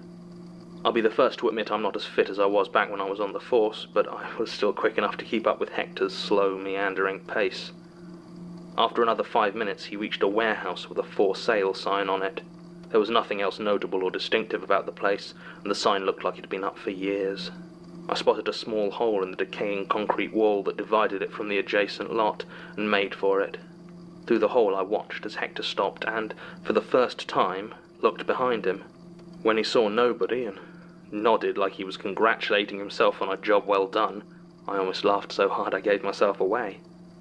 Hector checked his watch, clearly waiting for someone, and put down his briefcase. It was only then I realised how odd it was that an IT tech would carry an old-fashioned leather briefcase to work. Still, I didn't have much time to wonder about it before a red SUV pulled up, and two white guys in tracksuits got out and started heading towards Hector. I couldn't make out what they were saying, but I was snapping pictures anyway. I had a pretty good idea as to what was going on, and I was not at all surprised when they handed Hector a brown envelope obviously full of money. In return, he opened the briefcase to show a tight white brick, before snapping it closed again and handing it over. I took plenty more pictures before slipping away unnoticed. Drugs complicated matters, but not necessarily in a bad way. Theoretically, pictures of the crime could get Nicola out of her doomed marriage just as quick as any sleazy snapshots. And if I played my cards right, I could even make a good bonus out of him myself in the form of some hush money. Blackmail's an ugly word, but it does pay the bills. And given how bad Hector was at spotting me, it was only a matter of time before he was behind bars. So I might as well get some use out of that sweet drug money before it was taken by the courts. I mean, he took the briefcase to work, for God's sake. The trick was going to be making sure that Hector wasn't connected in a way that would make this difficult. From what I could see, he was pretty low rung and expendable enough that a bit of blackmail wouldn't piss off any of the bigger fish trafficking what looked to be heroin. Still, drug dealers and their bosses can be unpredictable, so I decided to keep watching the poor slob for a while to make sure I wasn't going to be stepping on the wrong toes. So, for the next week, I watched Hector all day, every day, and I can confidently say that he was the worst drug mule I've ever come across. I knew some real screw-ups back in my police days, but nothing that even came close to Hector Laredo. I genuinely had no idea how he ended up working for these guys, who I eventually pegged as Ukrainian mafia. I suppose he did look like the last person you'd suspect of running drugs, but that was the only thing he had going for him. In addition to being unbelievably oblivious, he was also sloppy and forgetful. I once watched him leave the suitcase, drugs and all, on his front porch for 3 hours in broad daylight, before he remembered and came back for it. Ironically, I didn't actually see him lose the drugs. I'd needed to use the bathroom in a coffee shop I'd followed him to, and when I got out, he'd moved on. Sometime, in the 2 hours it took me to find him again, he'd managed to put the suitcase down and forget it. It was gone. I saw realization cross his face as he began to panic. This was bad news for both of us. Worse for him, of course, but it did mean that I wouldn't be making my bonus. I followed him a while longer out of morbid curiosity and watched as he tried to explain himself to the Ukrainians. I expected anger, a beating, maybe even a murder right then and there, but instead they just exchanged a look, mumbled a few words to Hector, and handed him a small slip of paper. Then they drove away. Hector looked at the paper, typed something into his phone and threw it away as he walked off. It was an address in Stockwell and an instruction. Ask for Jared. I didn't follow him that time. I was pretty sure they'd just handed the poor idiot a death sentence, and when Nicola called the next day to say Hector hadn't come home, I was sure. At this point I came clean to her about her husband's activities, although I did lie about the timings to make it seem like I'd only just discovered about the drugs. No need for her to know why I'd kept it to myself. When I told her about the loss and the note, she sat down, clearly trying to process everything. She didn't seem particularly broken up over the fact that her husband was most likely dead, something that was quickly confirmed as she started moving on to talking about savings and life insurance. That's when I should have taken my payment and gone. If I hadn't gotten greedy, I'd still have my arm. So I was all set to leave when Nicola asked me how long I thought it was going to be before they found a body. Stupidly, I said that if the Ukrainians were any good, there probably wouldn't be a body to find. At this, Nicola seemed to panic slightly, asking a lot of questions about missing persons and being declared legally dead without a body, which is a long, drawn-out headache. She clearly didn't want to wait and asked me to try and find some evidence that Hector was dead. I said no, of course. Then she named a price that... Well, let's just say Hector Laredo's life insurance policy must have been a hell of a thing. Even at the time I knew I was making the wrong decision, but that much money? I said yes. So the next day I found myself in Stockwell, at the address listed on the note, staring at a butcher's shop. No name was written over the front, but the display of chilled carcasses and slabs of meat in the window made it perfectly clear what it was. I started to wonder if the Ukrainian mafia was involved in some full-on Sweeney Todd body disposal, but quickly reminded myself that even if, and it was a big if, they were killing and disposing of bodies there, it didn't mean they were selling the meat to the public. That would be a massive and unnecessary risk, and organised crime wasn't big on unnecessary risk. It was a sunny day, and the smell of the hot tarmac mixed with the odour of raw meat that drifted from the door. It had a closed sign, displayed prominently despite the time of morning, and there were no interior lights on. I couldn't see anything inside except the old, poorly refrigerated meat hanging in the window, dripping silently onto the trays below. I reminded myself how much money was on the line and tried the handle. To my surprise, it was unlocked. I slipped inside the shadowed storefront before anyone spotted me. The smell was rancid, but not as strong as I had expected. A quick glance around the place told me why. Aside from the window display, the room was devoid of meat. In fact, there didn't seem to be much there at all aside from a refrigerated counter and drinks cooler. Both sat empty. I waited and listened, prepared to bolt through the door at the slightest sound, but it was quiet. I gathered myself and made my way around the counter to open the door into the back. I was keeping an eye out for anything that might have given a hint as to Hector's fate. As soon as I had proof, I was gone. The door to the back opened with a puff of air, like there was a change of pressure, and I noticed how thick the steel door was. Even the glass porthole at the top seemed a few inches. It was only later I realized it must have been soundproofed. The room behind it was lit by several bright fluorescent bulbs on the ceiling and walls and, much as I suspected, looked closer to a morgue or an operating theatre than a butcher's shop, despite the well-kept and razor-sharp tools hanging on a nearby rack. There were several large lockers along one wall, a steel chair in the corner, and, though there were no stainless steel drawers, the tarpaulin-covered shape that lay awkwardly on the central table was disconcertingly familiar. I took a breath and pulled back the plastic sheet. Hector Laredo lay there on the table. He was naked, utterly still, and though he seemed to be in one piece, his skin had the sickly pallor of a corpse. I sighed, relieved at this discovery which, from my perspective, was about the best result I could have hoped for. I spent a minute or two taking pictures for Nicola and headed back towards the door. And that's when everything started to go horribly wrong. When I reached the doorway back into the shop front, I took a second to glance through the window, and I froze. In the entrance to the shop stood a huge, hulking silhouette. It reached to push it open, and I staggered back into the room looking for another way out. There was only one other door, apparently into the rest of the building, but it was firmly locked, and I didn't have time to try and get through. Without any other options, I covered Hector back over with the tarpaulin, opened one of the lockers, and squeezed myself inside. Luckily for me, they were large and didn't seem to have any shelves. I stepped on something soft and, looking down, saw a rough pile of clothes at my feet. I didn't have time to consider this before I saw the door begin to open. I had to shut myself in. I stood there in the dark, trying not to make a sound, as I heard heavy footfalls approach, and the door to the room slammed shut. From my position, I could just about see out through the vents in the locker, and I very much hoped the huge guy now strapping on an apron could not see in. He was immense, almost 7 feet tall, with thick limbs that looked like they'd been badly carved out of lumpy rock. Even his head was massive, but there, like everywhere his skin was on show, it bulged slightly when he moved, hard bumps forming and stretching his skin in odd places. Was this the Jared mentioned in the note? He pulled back the tarpaulin covering Hector's body and cracked his knuckles. I don't think I'll ever forget the sound of him doing that. Then he reached into Hector. No cutting, no saws, he just reached in. And I realized why the room was soundproofed. Because it turned out Hector wasn't dead. And it was going to be a while before Jared got around to his lungs or throat. Jared pulled out what appeared to be a handful of ribs. He considered them for a few moments before he began to twist them like warm putty, making them into some sort of braid. He considered his handiwork silently as Hector lay screaming on the table, before he shook his head and walked towards my locker.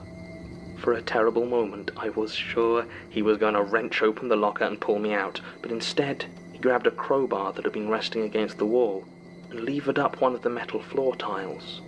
From where I was standing, I could see there was a hole underneath that seemed to disappear deep into the ground. There was something not right about that hole. The texture of the walls was too smooth to be earth, and it seemed to glisten wetly. It was when I saw the teeth that studded the inside of the fleshy throat that I realized what I was looking at, and I choked back a scream. Jared casually tossed the bones he had been twisting inside, and they disappeared into the dark opening without a sound. And so it went on for 4 grueling hours. After the first, Hector wasn't conscious enough to scream anymore, but Jared continued to bend and warp him, occasionally pulling bits out and throwing them into the pit. Once I even saw him take one of Hector's femurs and, after twisting it into a corkscrew spiral, he reached into his own torso and left it there with a sigh of contentment. At last, Hector died, and I almost wept with relief. Jared sighed in what sounded like disappointment and then fetched the butcher tools from the wall. It took him another half hour to fully dismember the corpse, tossing each piece into the pit when it was small enough and hosing the blood down into it. He removed his apron, walked to the chair, and sat down. His movements were sluggish now, uncoordinated, almost like he was drunk. Once in the chair, his huge frame slumped forward, and his eyes closed. It looked like he was asleep. I should have waited longer, should have made sure he was fast asleep, but I was close to breaking point at this stage, and I could think of nothing but escape. I opened the locker and walked quickly, silently over to the door and opened it. As I did so, the gentle sounds of the street at night filtered through from the shop front. Compared to the grim silence of the butcher's workshop, it was beautiful. At least, it was until an ambulance roared past, siren blaring at full volume. I heard a roar from behind me and turned to see Jared charging towards me. It was like a strange, lumpy freight train bearing down on me. I tried to close the door, but I was too slow. Just before it slammed shut, he grabbed my arm and tried to pull me back. There is no way to describe what it feels like to have bone pulled out of you through your unbroken skin. If you've ever been stabbed or had a decent-sized object embedded in you, maybe you can remember how it felt to have it removed, but even then the pain is of a different quality. The nerves aren't being torn or cut, they're being pushed aside like water. Imagine the feeling of removing a rubber glove from your hand, but you're the glove, not the hand. And it hurts like the worst toothache you can imagine. That's as close as I can get to putting it into words. I slammed the door shut and ran into the street, through the people still wandering Stockwell in the evening and away, my now empty left arm hanging limply by my side. I didn't stop running for a very long time. I guess in many ways it was a happy ending. The photos, combined with what the police found when they raided the butcher's shop, were enough to declare Hector dead even without the body, and I got my payday from Nicola Laredo. They never did find Jared, though. He was long gone when they arrived. The doctors amputated the arm in the end, and I'm getting used to the prosthetic. But I can still feel it sometimes, like it's still there. I know it's just phantom limb syndrome, but sometimes I swear it feels like my bone's still out there, twisting in someone else's arm. Statement ends. I don't think it's unreasonable to assume this butcher to be Jared Hopworth. It seems that if Mr. Adekoya's account from Statement 999-1006 is accurate, then Hopworth has found new ways to profit from his abilities in the 8 years since his acquisition of the Bone Turner's tale. The book itself is conspicuously absent from this account, though it may simply mean Hopworth no longer needs to keep it with him. No idea about the pit, though. That's new. Its description puts me in mind of some of the more meaty statements, but there isn't enough evidence to make any direct connections. Mr. Pryor was unavailable for a follow-up interview as he emigrated to New Zealand in 2013, following a 4-year jail term for tax evasion. He seems to have largely dropped off the map. Nicola Laredo confirmed the basic details of the job she had given to Mr. Pryor, although she was unaware of any of the more gruesome aspects of her husband's murder. At least she was until Martin interviewed her. I should warn Elias to expect another complaint. The police aspect of this statement has been the hardest to follow up. Sasha has recently been having problems with her normal backdoor access to police records, as, despite IT's best efforts, her computer has broken yet again, making this the 3rd time in the last 2 months. Until we can source some more reliable equipment, we may have to rely on other methods. Basira has refused to compromise her position any further, so we're having to rely on Tim's involvement with certain staff at the police records office. Apparently he is involved both with one of the young ladies there, as well as the gentleman who manages the other shift. This is useful for acquiring information, but I am uncomfortable with how easily discovered this arrangement might be.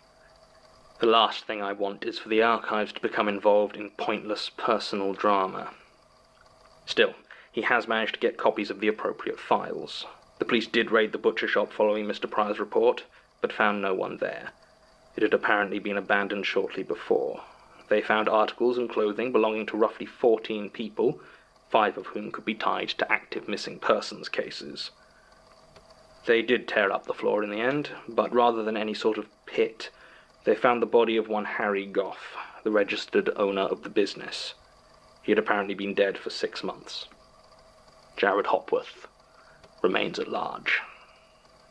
End recording. Supplemental. Elias Bouchard is a difficult man to pin down, certainly since he became head of the Institute in 1996, taking over from James Wright, who ran the place from 73 until he passed away. It was a remarkably fast climb to the top, as from what I can find, it looks like he only joined the Institute 5 years before, in 1991, working in the artifact storage. Perhaps he was simply that impressive. Certainly the Elias I know now is almost unmatched in terms of paranormal knowledge. Well, theoretical knowledge at least. And yet, everything I found out about his life before the Institute seems an ill fit with the austere man I know. He apparently graduated with a 3rd from Christchurch College in PPE, and I found an old gossip column in the student newspaper The Cherwell that mentioned him. If I'm not reading too much into it, the implication seems to be that he was something of a pothead. Was he like that when he first came to work here? The difficulty comes from the fact that the only person in the Institute who worked here before he took over was Gertrude. Did he kill her because she knew something about his past? And if so, how can I prove it? End supplemental.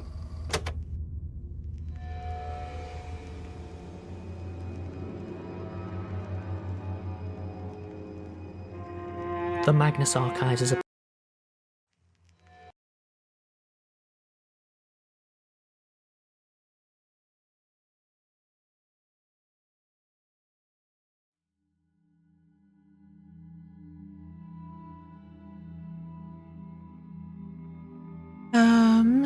So the butcher that they were talking about in that episode goes back, I think, to the first season.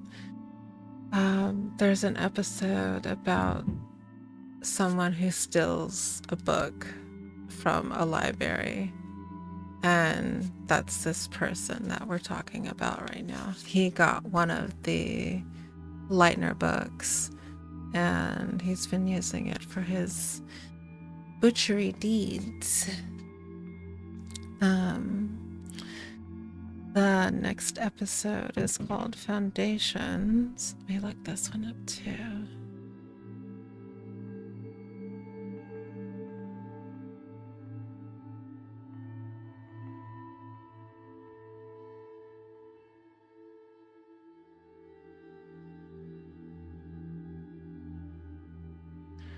This song makes me want to be somewhere on a very starry night, and a nice warm summer breeze,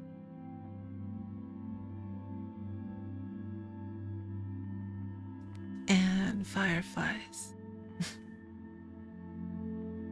All right, foundations.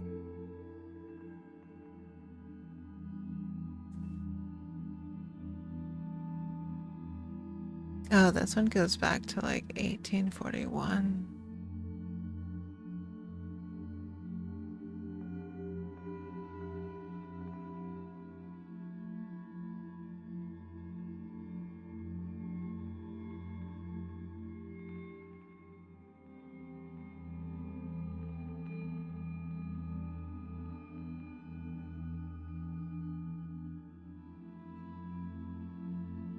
Oh, okay, so I get it. This one's talking about like the foundation of almost like the show or like the entities. So Robert's smirk. So the timeline jumps around. Yeah, the timeline jumps around. So we have John, who is the main person who is reading these cases, and he's taken over as like the lead at the Magnus Institute because his predecessor, Gertrude, was murdered. So while he's trying to archive all of these occult events, he's also trying to find out how his predecessor was murdered at the same time. So he's very suspicious of everybody that he works with, because they don't know how she died. And then what you'll find out, like in this episode, it talks about how this like Magnus Institute sort of came to be, as well as like the fears. And the show sort of like takes you through this buildup of how the Institute was formed or why it was formed, who are the different entities, and how those things play into the current timeline.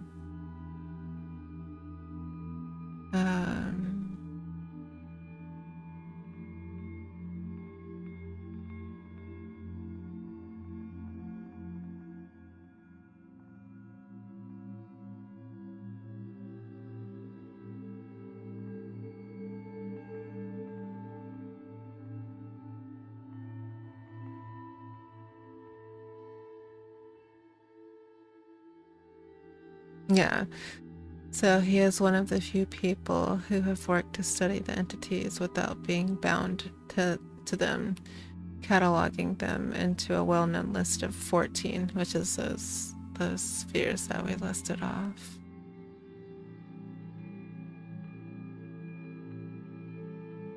Yeah. Okay. Let's see. I will have listened to 5. I'm trying to think how many we're gonna get through tonight.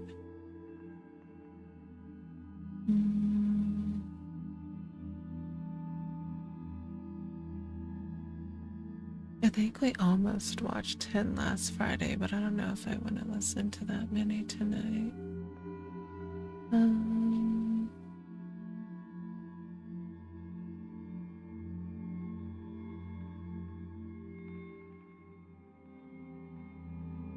Let me see what the next one is after 51, or after 50.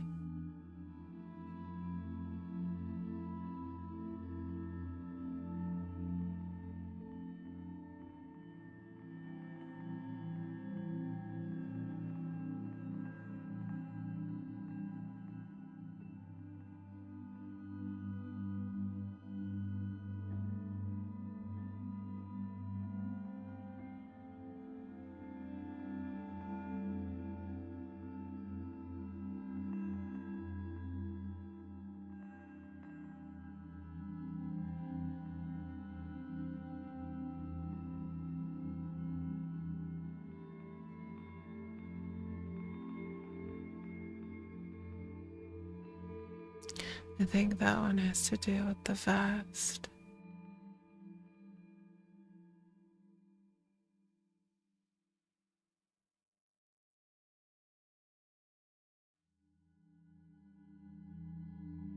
Yeah, the vast, the dark, and the buried. And then this one is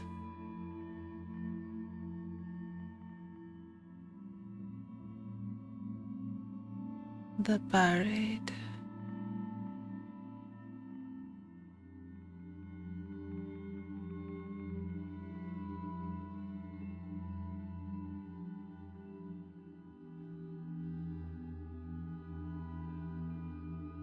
All right.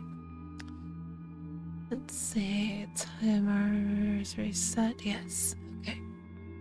And countdown starts now. 5, 4, 3, 2, 1.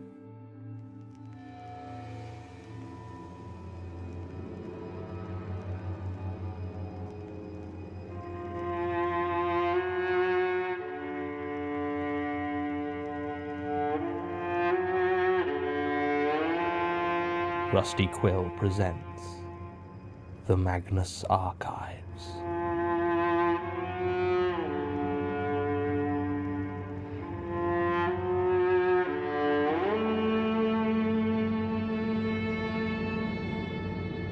Episode 50, Foundations.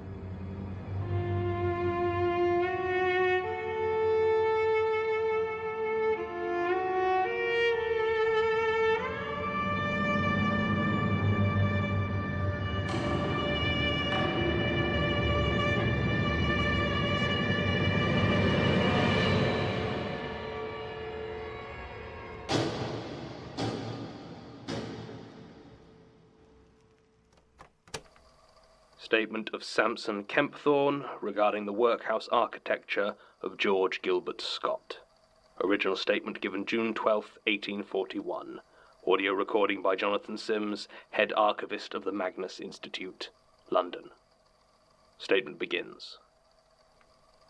Dear Jonah, it is my fondest wish that this message should find you in good health, as I have heard more than one mutual acquaintance remark on your current state of overwork. While I earnestly hope it is merely idle gossip, my knowledge of your character leads me to entreat that you allow yourself some respite, or at the very least take some further secretarial staff into your employ.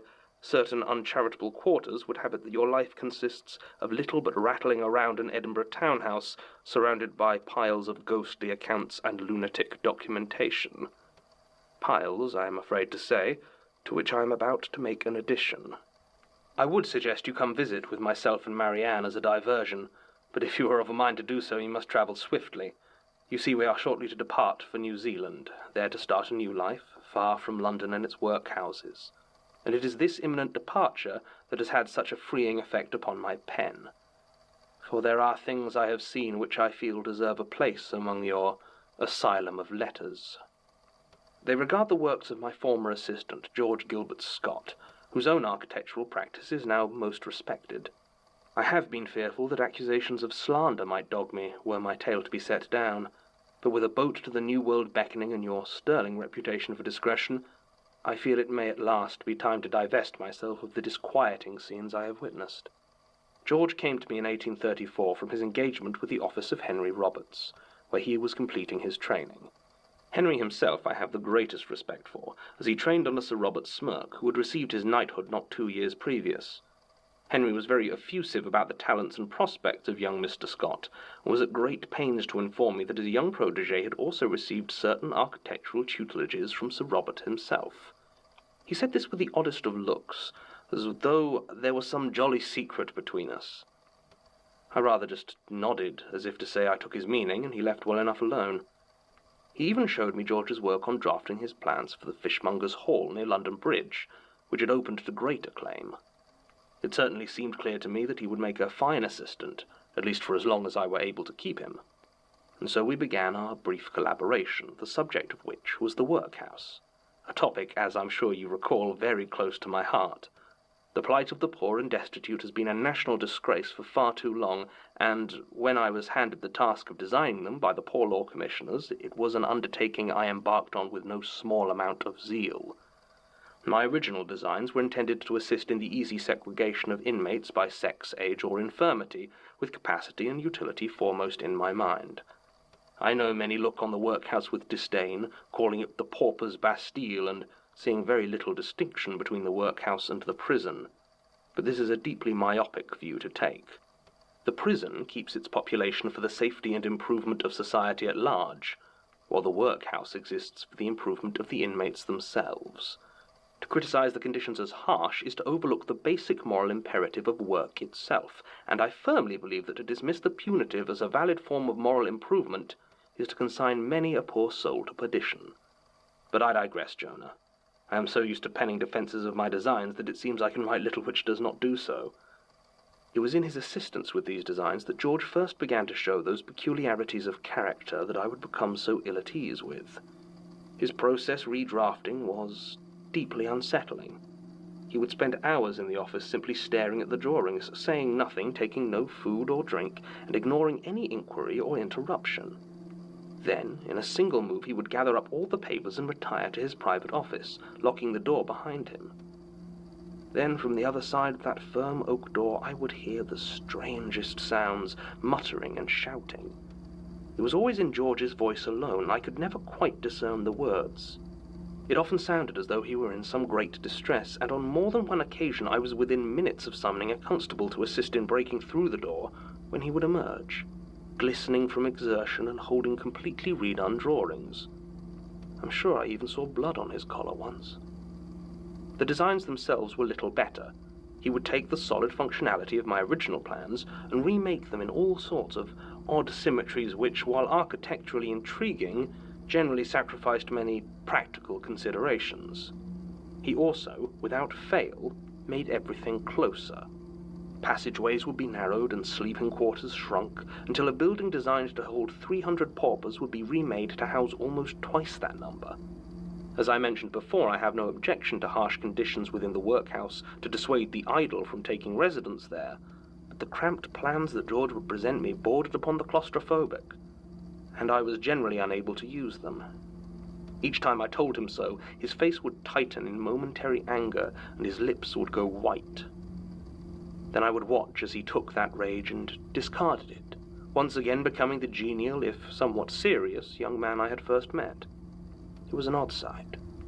When his father died in 1834, it came as no great surprise to me that he chose to resign from my service. He told me he considered it necessary to become the provider for his family, though I have my suspicions he was also eager to no longer have his designs subject to my scrutiny. I wished him well, naturally, but could not honestly say I was not somewhat relieved by his departure. It was shortly after this I received an invitation to a small social gathering hosted by Henry Roberts. It was there that I met Sir Robert Smirk. He was a tall man, with sharp, almost saturnine features and eyes that seemed to regard you in ratios and pounds of raw material. He was polite and gregarious, but I found him difficult to talk to at length, as he seemed to be forever further ahead in the conversation than I was, and I could never be sure whether or not I was boring him.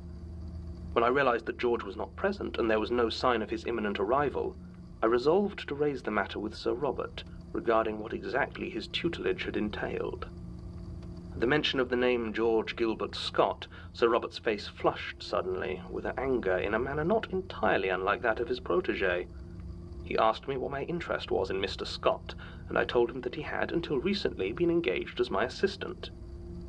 At this, Sir Robert gave a small laugh of satisfaction, and told me I did not realize exactly how lucky an escape I may have had. I asked again what exactly his training had entailed, and Sir Robert stared at me for a silent minute, before he finally nodded his head.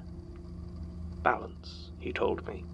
Equilibrium, the hardest thing for an architect to achieve. Symmetry is easy, but does not in and of itself result in balance. To stir the feelings of man, to create a small place of being, divorced from the rest of the world, while still retaining that balance, is the true goal of the architect. I had never heard my profession talked of with such conviction and fire before, and I will not lie to you, Jonah, the look in his eyes when he spoke scared me. Without prompting, his tirade continued, and he began to talk about George, about shortcuts and symmetry, and a patron that the young fool did not understand. I could follow very little of it, and it seemed to be decidedly removed from anything that I would consider architecture, but whatever it was that Sir Robert had been teaching George, it appeared the lessons had been put to less noble use than he had intended. It was at this point that Henry noticed Sir Robert's agitation from across the room and came over to gently usher him away to the smoking room.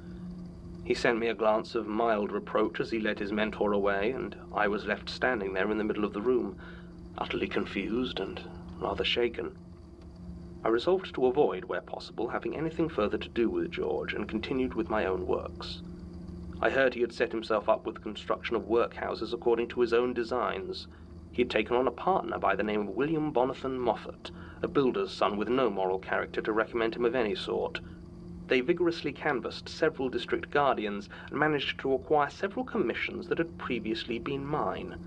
Needless to say, I was rather taken aback by this utter lack of professional etiquette, but I was not without other projects, so I endeavoured to ignore it, and leave him to whatever squalid interments he cared to build.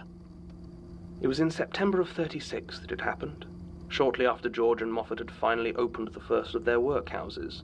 I didn't realize that was what had happened until afterwards, ensconced as I had been in my own work. Darkness had fallen, and still I was busy, lit by the reassuring glow of a dozen candles. There was no clock in the workshop, a deliberate choice to stop the lateness of the hour disturbing me, but I suspect it to have been somewhere past midnight when I heard them. Footsteps. Heavy, thudding footsteps, and the click-clack of a sturdy cane. My assistants had locked all the doors when they left for the evening, and through the silence of my study I could not have missed the sound of them opening again. To my dying day, Jonah, I will aver that no one entered the building before I heard the footsteps approach. As their heavy tread grew closer and the clack of the cane struck louder, with a quiet malice, I heard another sound beneath them. The jangle of keys. I have never in all of my life been possessed by such a fear as I was then. The walls and floor seemed to rise towards me, stealing the air from my lungs until I swear that I could feel the splinters from the ceiling digging into the soft skin of my face. I couldn't move as the thudding boot tread came to a halt outside the door and the cane came to rest with a final clack. I waited. I waited to have the last vestiges of life squeezed from me by whatever this was. I don't know how much time passed. And then, as though suddenly sloughing off a heavy cloak, the weight fell from me. The room returned to its natural proportions, which is to say it never truly changed, I think. It is hard to describe exactly, Jonah, so you will forgive my vagaries. I rose to my feet, and in a moment of foolhardy bravery that I doubt I shall ever truly understand, I grabbed a candle and ran to the door, flinging it open. I saw a figure walking away through the door to one of the clerk's offices. It was short and wide, and I could see the wood of the floor bow beneath its huge boots. It wore a tall black hat, and only the thinnest wisps of grey hair were visible below. In its coarse, ruddy hand it held a hard-worn black cane tipped with iron. Then the door closed behind it and it was gone. I followed into the room behind it, but it was empty. There was no sign of the man or whatever it was that had gone in before me. The window was sealed and there was nowhere for someone of that size to hide. Still I searched. I wasn't sure what else to do. Even the heavy boot prints seemed to have vanished. What I did manage to find, however, fallen behind one of the writing desks, was one of George Gilbert Scott's workhouse designs. There is, of course, no way to be certain of any connection between the two events, but that did little to quell the scalding rage in my breast as I strode out of my door the next morning. I took a cab to George's office, where I was informed that he was at his workhouse site with Moffat, and took another cab. I found the site in a state of some commotion, with my former assistant standing next to a high stone wall, arguing with a labourer who seemed quite distraught. He He was gesturing wildly at an area of the wall while another man, who I assumed to be Moffat, tried to calm him down. As I approached, I began to make out what the labourer was saying. He was asking after someone he referred to as the governor, while Moffat was trying very patiently to explain that no governor had yet been appointed to the workhouse. The labourer didn't seem to be paying this point much mind, however. He kept repeating that the governor had come to see Harry. He did not say who Harry was, but I assume an acquaintance of his. He said he knew it was the governor because of the jangle of his keys. He said that the governor had called Harry idle. It was at this point I was finally close enough to see the wall he was pointing at with such excitement. At first I thought they were worms, small and pale against the brickwork, but as I got closer I saw them clearly. Extending from the unblemished, solid stone of the workhouse wall were 4 fingertips. The labourer repeated it again. The governor had called Harry idle. I returned to George's documents and left. I trust you will understand now, Jonah, why I have been avoiding the company of my fellows these last few years. I have always been reluctant to make any notation of my story, but now that I finally have everything prepared for my move to New Zealand, I would feel like I had slighted you had I left without sharing my tale. Do with it as you will. I am done with it. Sincerely yours, Samson Kempthorne. End statement. Obviously, trying to trace disappearances and deaths in Victorian workhouses is an exercise in futility, so I'm loath to even try. More importantly, who is Robert Smirk? I have read every book I can find on the man, which is admittedly not many, and none of them show any sign of this other side to him, apparently at the heart of strange buildings and architecture all over London. And now what? Students? Apprentices? If Henry Roberts was a student of some sort of paranormal construction methods, it doesn't appear to show up in any of his buildings, save perhaps for Fishmonger's Hall, which he designed along with Sir George Gilbert Scott for the Worshipful Company of Fishmongers in 1834. It is reportedly a hotbed for low-key hauntings, but nothing of the magnitude we've heard from others. Scott is concerning, however. While Smirk seems to have built a handful of notable buildings around London, Sir George Gilbert Scott is responsible for landmarks such as St Pancras Station, the Albert Memorial, and the restoration of Westminster Abbey. If his buildings have similar quirks, then, well, to be honest, I don't know what that would mean, but I doubt it would be good. That said, there have been no reports of any sort of paranormal or supernatural disturbance in any still-standing building designed by Scott. That should make me feel better, but somehow it doesn't. End recording. I'm sorry? Are you in trouble? I'm not sure what you mean. Well, there was a policewoman asking after you. You know, the one who came to look into Gertrude. Basira. When was this? Yesterday. You were at physical therapy. Did she say why? No. It was a bit weird, really. I've seen her around here a few times before, actually. I don't trust her. Sorry, what? Well, I asked if she had anything new to report on Gertrude, and she just said no, and then mumbled a question about when you'd be back. Then she left. It was weird. She's weird. You don't have a problem with the police, do you, Tim? Well, you do know I'm the finest cat burglar in all of Bromley. Tim. Okay, so seriously, I don't get why she keeps coming back round here outside of the investigation. She's, I'm helping her with some of the investigation. Off the record. Oh. Oh. Say no more. Tim, what are you... Don't worry. I'm cool. Good work, boss. Oh, no, Tim, that's I'll go see not what if I can dig anything else out on Scott, really and I'll let you my... know if she comes back. Yeah, that really isn't my... End supplemental.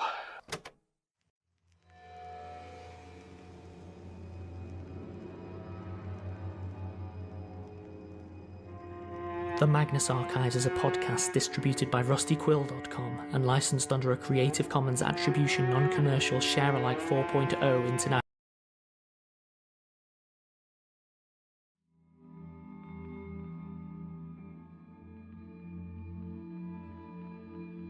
Okay.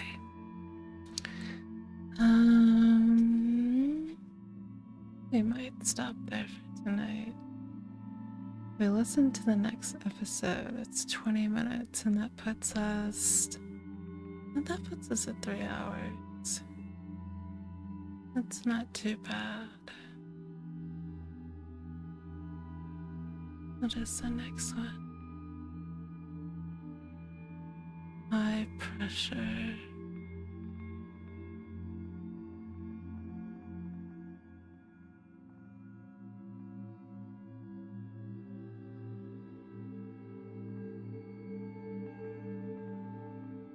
Oh.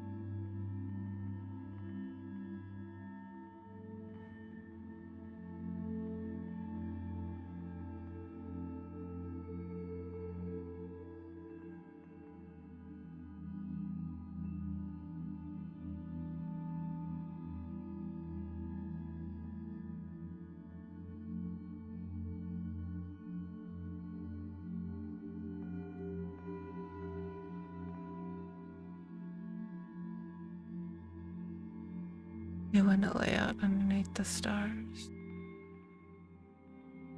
Obviously not today, since the clouds are the air is filled with smoke, and those forest fires are so bad. There's so many. I can't stop thinking about it.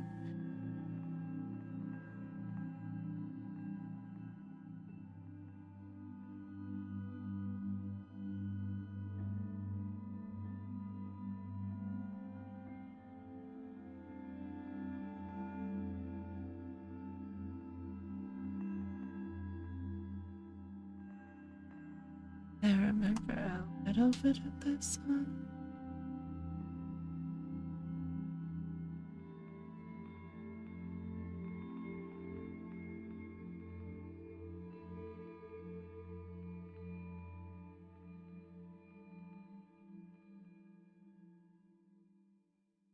This one has to do with diving.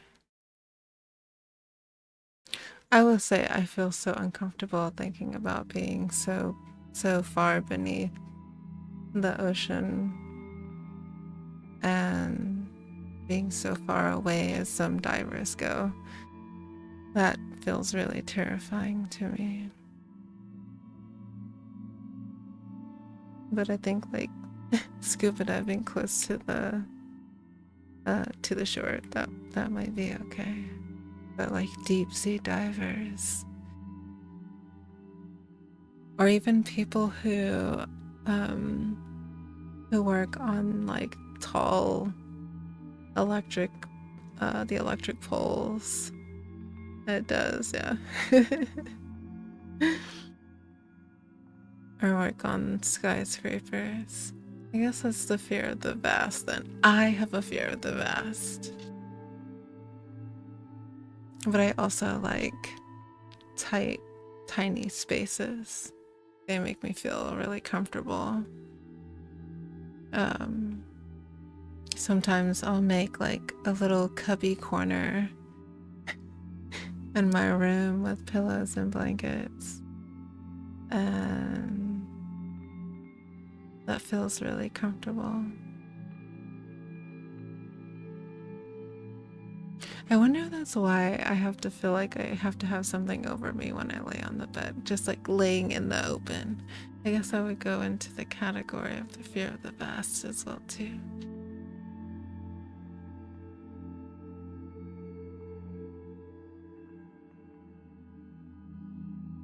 Alright, I think we'll listen. Yeah, see, we like tiny spaces. I feel a bit better in a small space too. It's more cozy, right?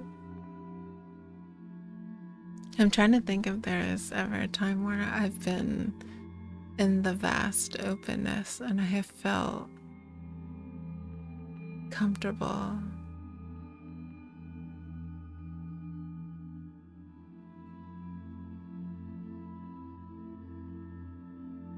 Maybe with flying. Looking out of a plane window doesn't feel so bad.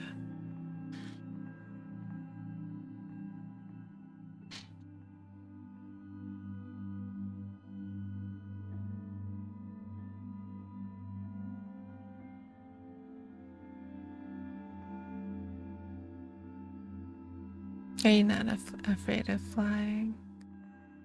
I have like anxiety with flying, but like once I'm on the flight, I'm okay. But getting all the way to the airport and the week before, I'm like, I have to fly.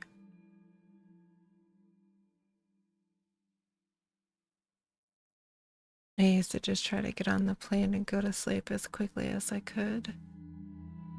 And then I wouldn't have to worry about being awake for the flight.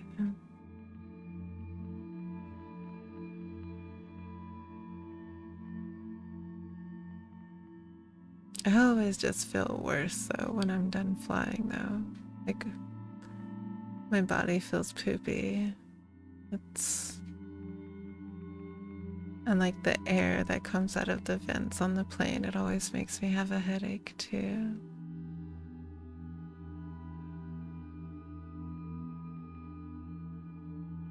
I've never been on a plane before, only on one when it was parked. It was a World War II. Oh, did you go to like an air show? It's so interesting to think about how far. And we still have some of the old bombers around as well too, like on military bases and stuff like that, or at museums. Yeah. I think it's pretty amazing that we can hop on a plane and fly. I guess I think the same thing about being on big boats too, though.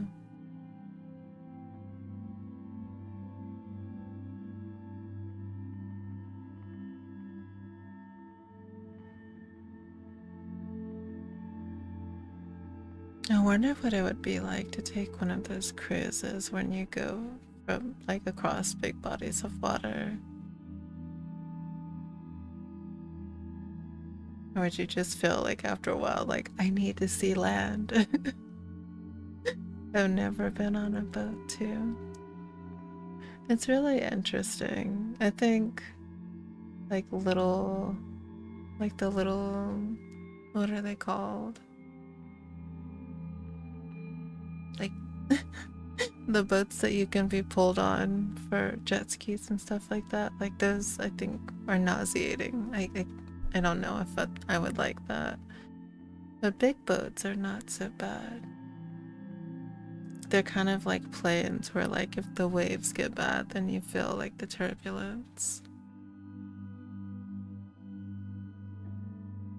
But other than that, it feels like you're just in a whole different world.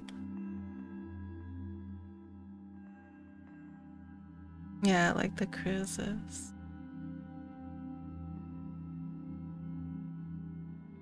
I just think it would be nice to have nothing between you and like the sky. You can see every star at night. You can see the moon. You don't have to worry about like light pollution. I really love stargazing a lot. I love just sitting outside and watching the night sky. It's sometimes like houses and trees and I'm like, I can't see.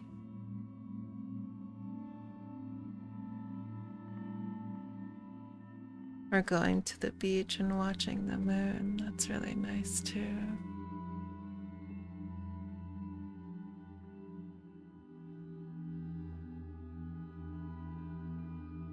I wanted to always name a star. What about... Aww! I've heard of that before. I think that's so cool. I think that would be something really sweet to do. I like, I don't even know what stars you can name. There's so many. But I do like some of the names of, stars in our current sky, or at least more so like the lore, like the Orihime, the Tanabata lore, that has to do with the Milky Way. I really like the name Orihime. I think that's really pretty. I also like the way that different languages name stars. So like in Spanish, star is estrella and Star Destroyer. Good job, closed caption. Oh my gosh. And then in Japanese it's Hoshi. In English it's star. But yeah, I've always been fascinated at looking at like the colors in different nebulas. I just think it's so pretty. And you know, you don't even really need to have like a powerful telescope to see stars. You can get like those hunter binoculars and you can see like the surface of the moon pretty well. I think you can name anything, even a neutron star. I have to pull up the website. Let's look really quick. Name a star. Oh, is it through NASA? Hold on, let's see. You,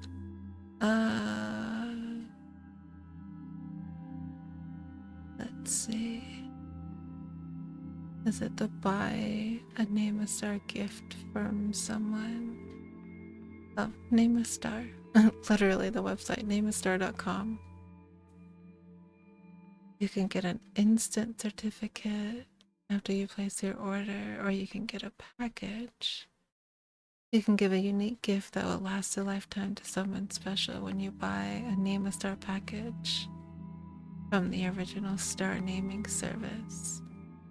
Oh, oh, you can get a little plushie.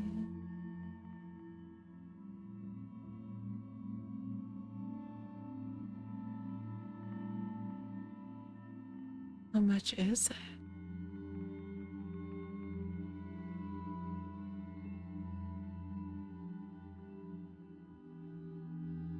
Oh wow. Well, from this website, it's really not that expensive. It's really cute. Yeah, that's so cute. Yeah. I think that's otherworldly.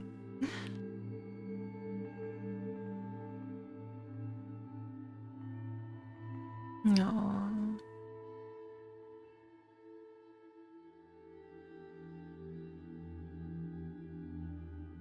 It's a really cool gift to give someone.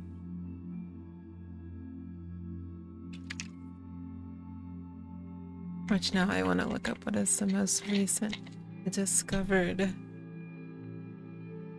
planetary body that NASA has found. It's recent. Galactic.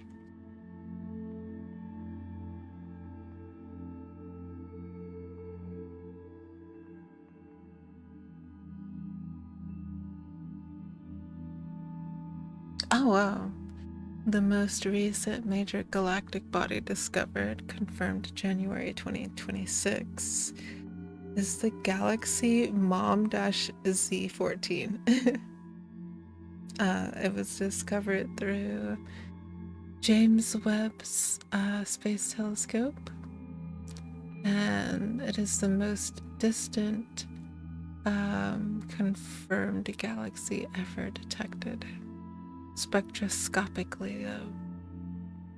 And it existed just 280 million years after the Big Bang. The galaxy is surprisingly bright, compact, and chemically rich, challenging existing theories about early universe galaxy formation. It looks really pretty. Oh, there's also a jellyfish galaxy. That one's about 8.5 billion light years away.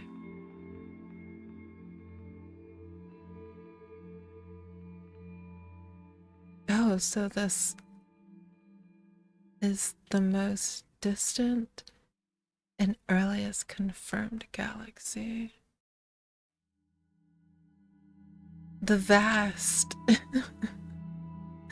The vast. It's so wild to think about how big space is. There's this one YouTube video that does such a good job whenever they're talking about different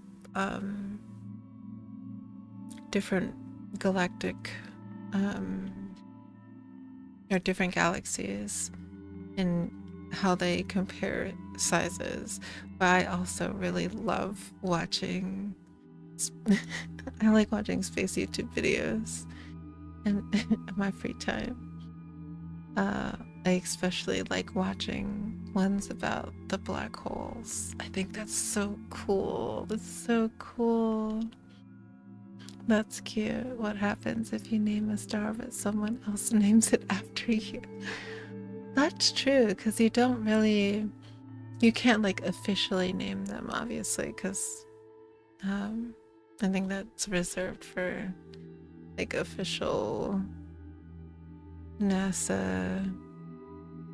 Oh wait, it's called the International Astronomical Union.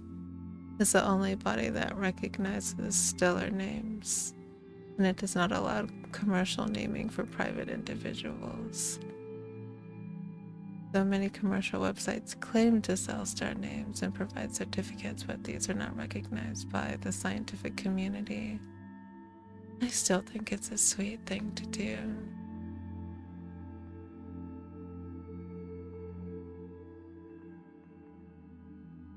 Oh, but some observatories do offer temporary adoption or viewing experience. This does not confer an official name to the star itself. I think it's still sweet.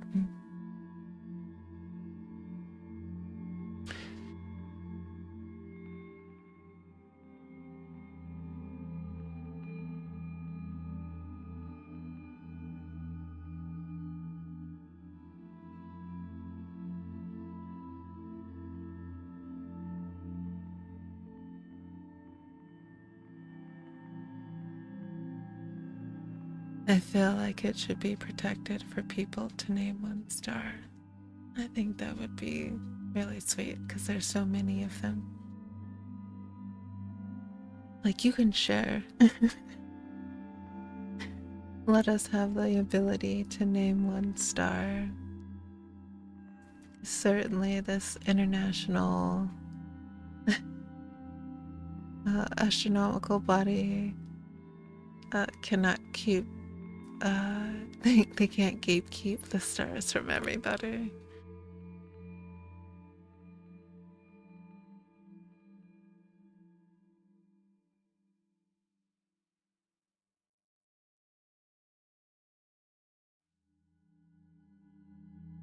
It would be super cute. Especially if there was, I don't know, you'd have to have something really, well, you wouldn't have to, but if the person you wanted to give the star to, you had like some special like space thing together. Or you both liked astronomy.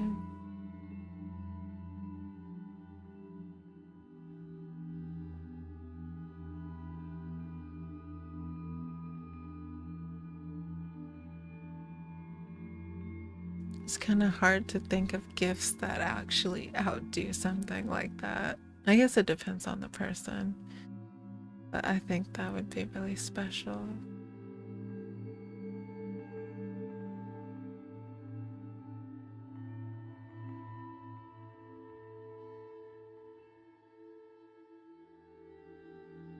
I'm trying to think of something that would even be equal to that. Yeah, what if you could step foot on the planet you love? Oh! Can you imagine what it's gonna be like when we have the ability to travel to other planets?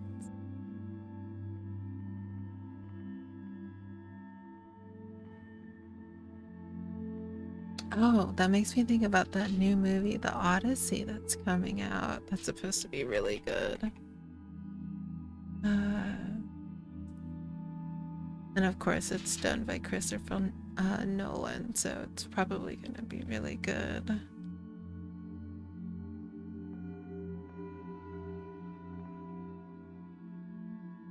Oh, and Dune as well, too. And Foundation. Foundation's really, I'm trying to think of the name of the author. I always forget.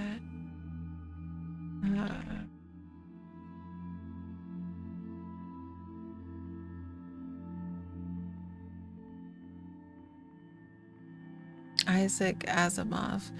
I wish that I could read that book, but I think that's still under copyright protection as well, too.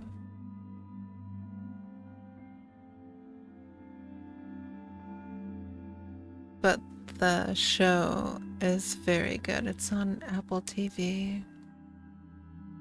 And let's see. Well, Foundation is the first novel in Isaac Asimov's classic science fiction series, originally published in 1951. Yeah, sadly, I feel like it's going to be like snow. Like Star Wars. Since we have military and, yeah, Space Force and everything. And the space race. I hope it's not like that.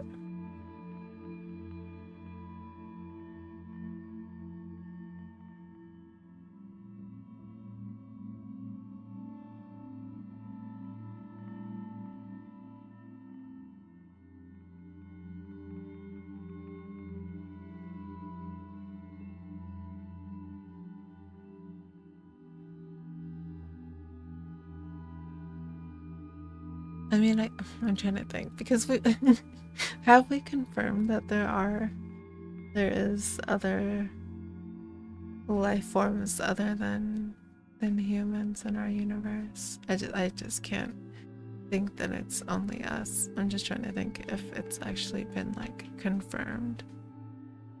Because wouldn't it be so weird to just show up at another planet and be like, oh, we're just gonna take this over. And there's other people there, like, no, you cannot do that.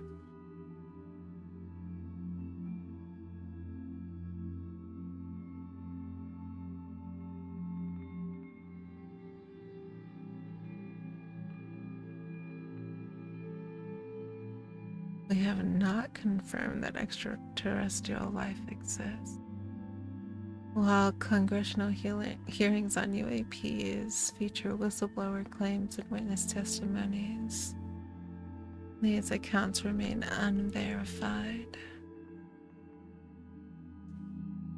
Me too. I think scientists actually found something. I might be wrong though. I could have swore that we did though. Outside of like the UAPs. Well, yeah, it says right here, scientists have detected potential biosignatures on exoplanets like K2-18b, where the James Webb Space Telescope identified chemicals such as dimethyl sulfide and dimethyl disulfide.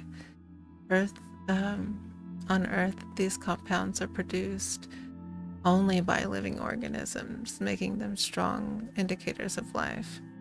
However, experts urge caution, noting that non-biological processes could also produce these molecules, and thus these findings represent strong evidence to date rather than proof.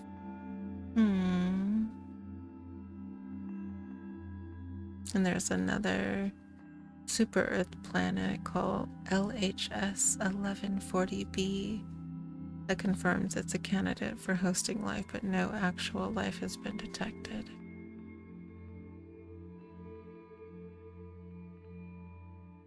What if we just can't see other life forms because they're not within our, like, we don't have the capability to see them? I just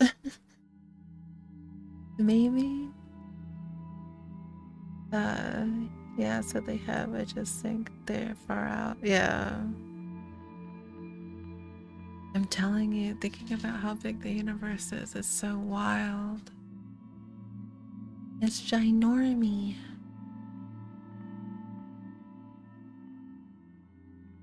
And that doesn't even include the multiverse.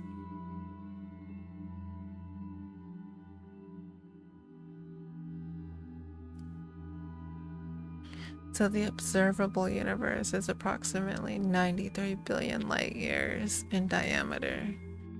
This size accounts for the expansion of space since the Big Bang, meaning that while the universe is only 13.8 billion years old, the most distant light we can see originates from objects now about 46.5 billion light years away in every direction.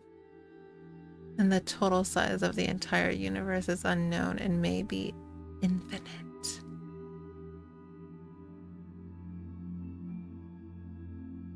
And they could be invisible to us. Yeah, that's what I think. Like, it just might not be within our color range based on what colors our eyes can pick up.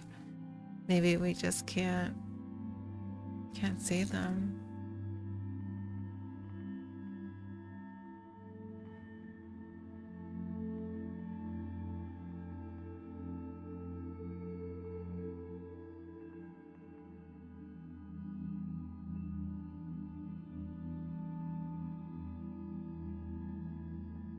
And if the universe, if the entire universe is actually infinite, you can't tell me it's just us. That seems so weird. Like it's just us humans in this entire universe. What? It feels so naive to think.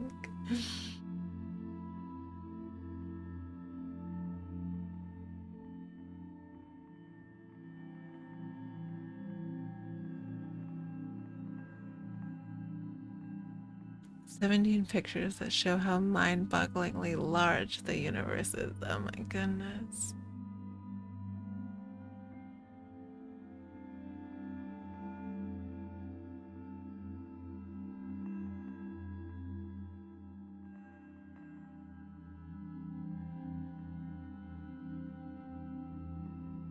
Also, they probably could see us from so far away, and we can't see them. And yeah, it's way too big to be alone. Yeah, I feel, especially if I guess it would be hard to even know like how advanced other beings could be, like if they don't even use speech and they just communicate through the mind or telepathically, or maybe they communicate through touch.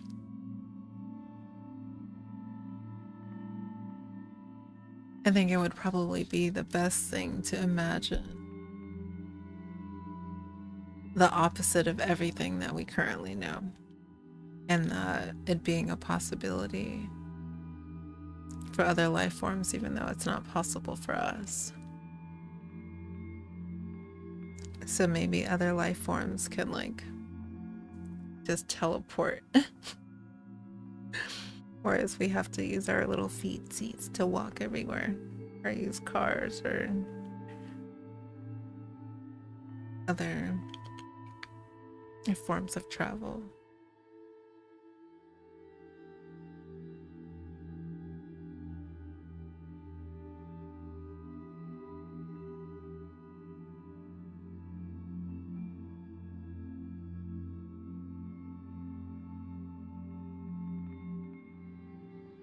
We're so small compared to the other planets as well, too. Like, wow.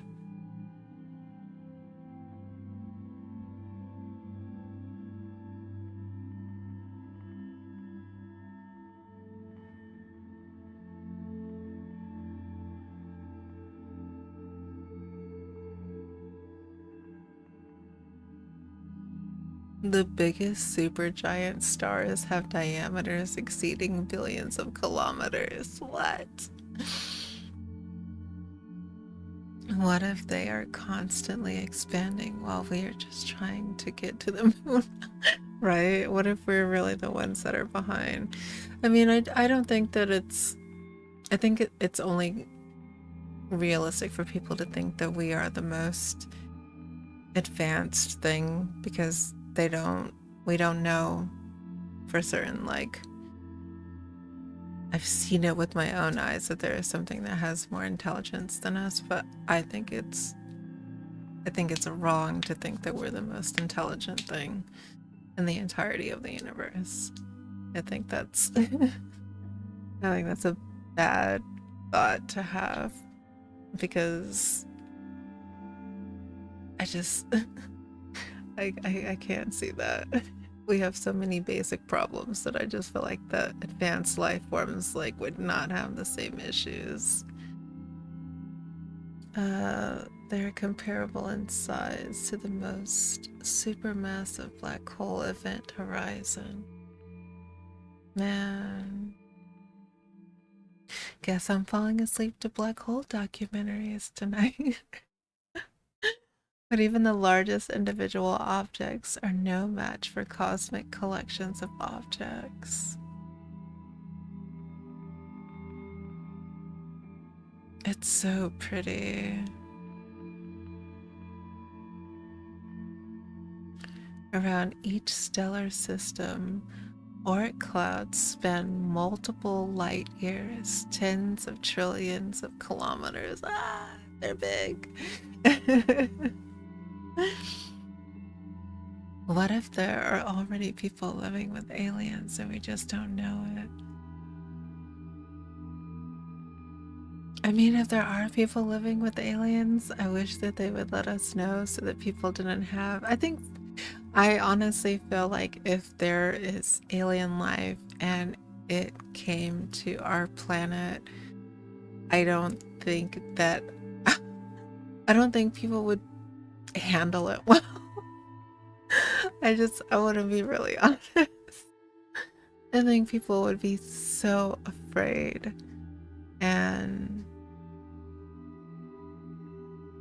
I think because you wouldn't know how to communicate, or unless they knew how to communicate with us in a different way, I think people would just be really terrified. And that's like the perfect storm for havoc. I would hope that people could be compassionate and slow down and be like, it's okay, we don't understand each other. There's this new being that looks completely different from me and I'm not gonna freak out about it. But I think we would. That's probably why the aliens don't come here.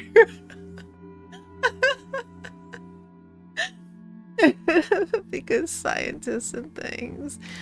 Yeah, I think they'd probably be like, oh, they're gonna poke and prod us. I don't know, I probably it's the same thing that some people think here too about alien life forms, that they're gonna look at every alien movie that they make. Which reminds me, is it Interstellar? It's not Interstellar. Oh, what is that space movie?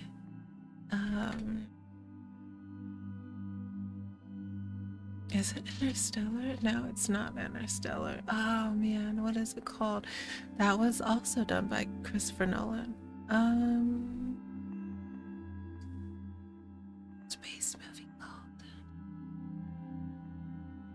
I feel like I'm just gonna put space movie into Google and hope it sends me back a list of good ones.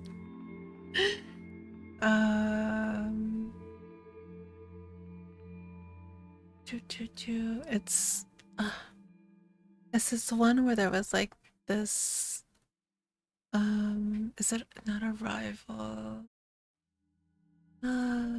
Oh, Wally. Don't laugh at me.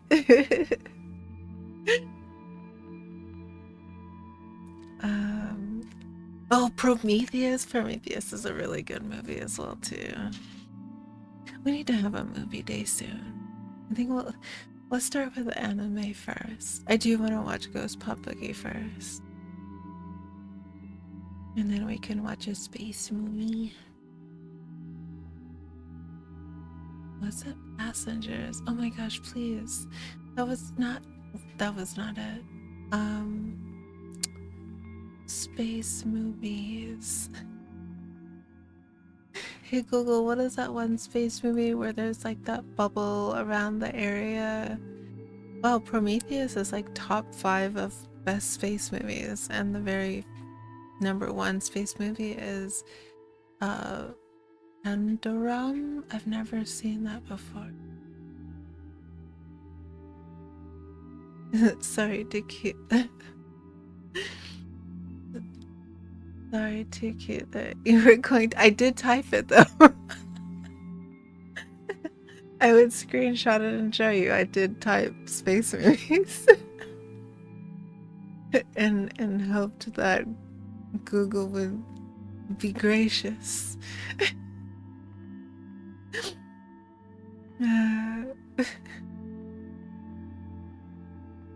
I'm gonna find it just by typing that. Just you wait and see.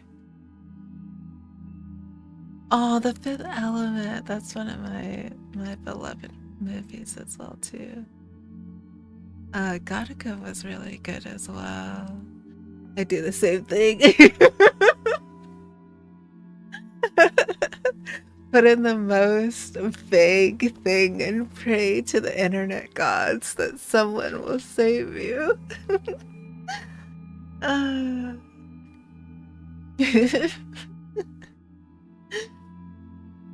It wasn't Elysium. Oh my gosh, please. No, it wasn't on that website. Okay, let's expand it. Space movie with bubble. It's gonna come up. It's a Hail Mary, it is. It is. Oh my goodness. What is it called? Okay, not space movie with bubble. Space movie. And like the sound design in the movie as well is so good. Maybe I should put an alien movie. With military and bubble area. Please.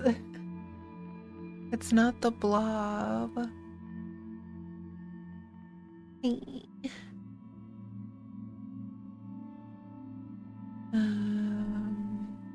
Oh my goodness. If I knew where I watched it at, I could probably find it. I really always think it's Interstellar. It's not. With military and copycat. It was like they went into the space bubble thingy and it was like the alien environment. Is it like, no, it's not a cartoon, it's like a movie.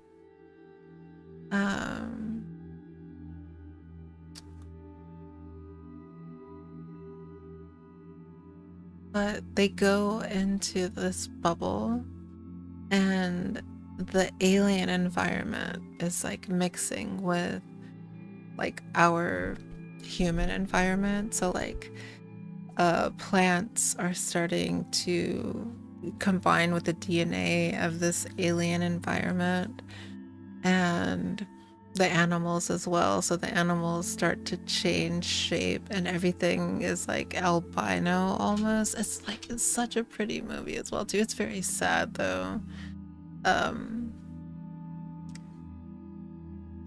Yes, okay, right, okay. And then remember, there's the part where the women, they go into the house to try to like seek shelter at night, and one of the scientists that they're with, she gets attacked by the bear in the beginning of the movie, right? And then the bear finds them in the cabin, and they hear her like screaming like while the bear is roaring. Oh my gosh. Bear alien movie. One of these random searches will hopefully Annihilation. Oh, why was it the bear alien movie? It's the one that brought up the search. It's Annihilation. That's the name of the movie. That's so funny. Thank you, Bear Alien movie, for to bringing the movie to us. Yeah, Annihilation, not Interstellar.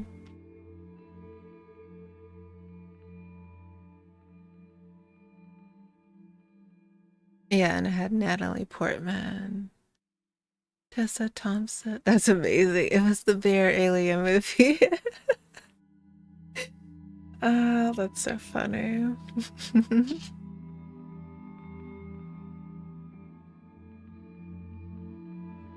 So yeah, I want us to watch Annihilation. That's a good space movie. And I want us to watch Prometheus as well. I should start a movie list. And then ask as well what movies my dreamers want to watch together.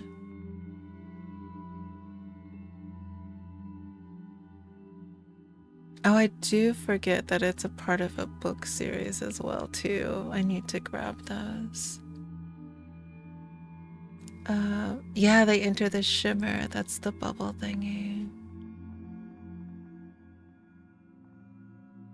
Where's my notes right now so I can at least put those down? Notebook.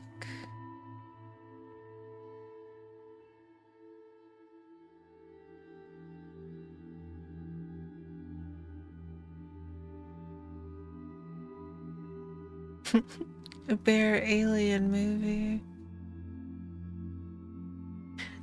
I have to write that down as well too.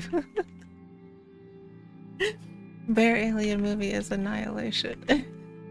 Alright, Annihilation, Prometheus.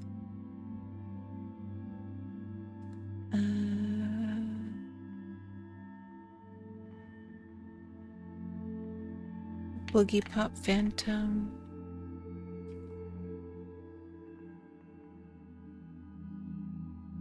I'm so excited to watch Boogiepop Phantom. It reminds me of the movie Dome. Dome movie. I don't know why I read that as Dome, but Under the Dome? Or is it called just Dome? Oh, Under the Dome is also a space movie too.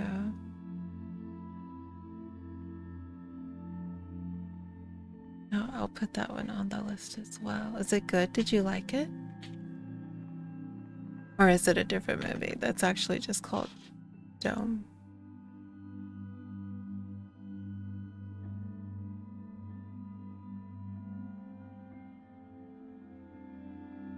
Oh, the Indestructible Dome. Have I seen that? Let me see images. Not biodome. Oh, what's the big butterfly?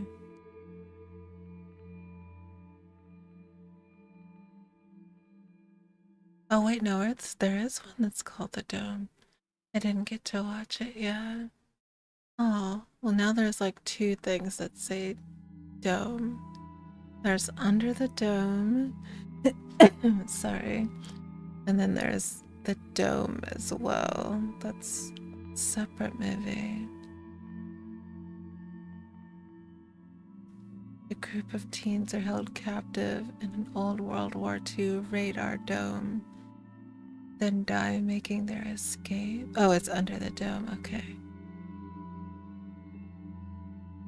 Well, we can add it to the list.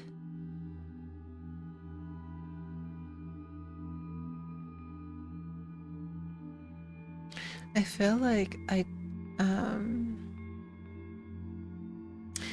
haven't seen any like movies to write home about lately. Like movies that are really, really good. Let's see, what are the top 10 movies from last year? I also don't really go to the movie theater. I just wait for everything to come out on to watch it home.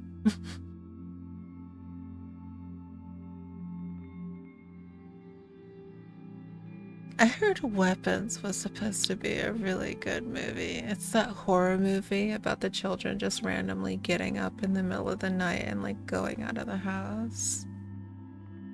Frankenstein, I heard, was really good as well too. Sinners was really good. I did see that. There was a Happy Gilmore too, and then I did hear the new Jurassic Park was good, but I don't think the rest of these, well, most of them would probably not be films I would voluntarily watch. It says that Superman was really popular last year. Oh yeah, One Battle After Another. That was supposed to be really good.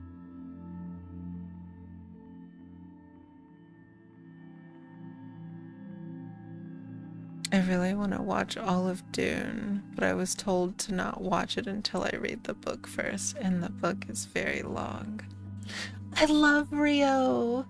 And I have watched Alita Battle Angel as well too. I like both of those. I haven't seen them in a while though. I love the music for Rio though. So good. It makes you want to go to Carnival, of course.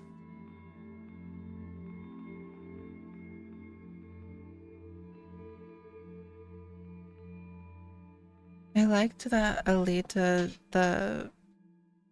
what was the, how did they film it? It was, because they made her eyes look so big. Part 2 for Alita Battle. Oh, it's coming out this year. Very nice. I'll have to watch the second one. Well, maybe we can watch both of them. Let me put that one on the list. That also reminded me that, have you ever seen, what is it called? Oh, Tanya the Evil. The new season of that is coming out as well. I think this year. Tanya the Evil.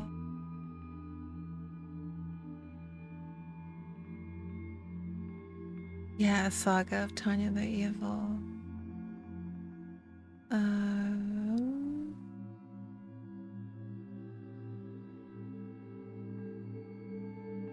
Oh, it came out this month. It was a 9-year hiatus. Oh my gosh. Oh, I'm so excited to watch that. The musical score for that as well is very good too. Myth and Royd, of course, probably doing the... are they doing the ending song or the opening? Oh no, it's the opening.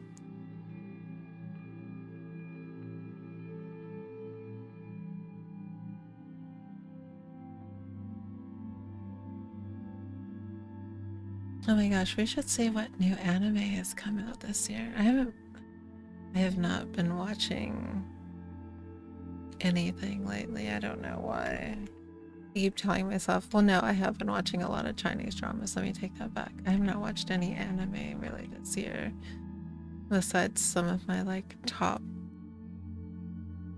favorites.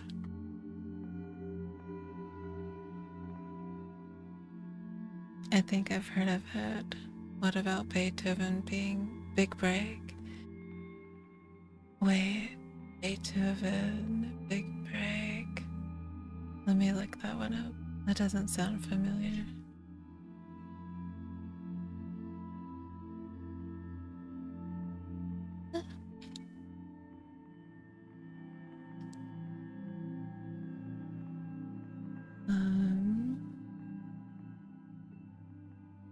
Oh, was that the movie with the puppy? It is the movie with the puppy.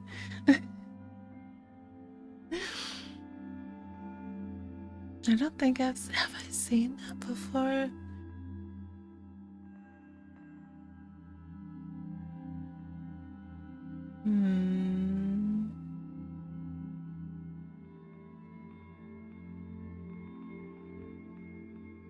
Oh wait, there's more than one. Oh my gosh, I didn't realize there were so many of them. There were 6. I definitely do not remember that many. Wow. That's really cool. I love the Saint Bernards. I think that's the kind of dog that it is. Which reminds me, I saw someone recently at a park and they had, is it a Scottish Terrier? Hold on. But it was big.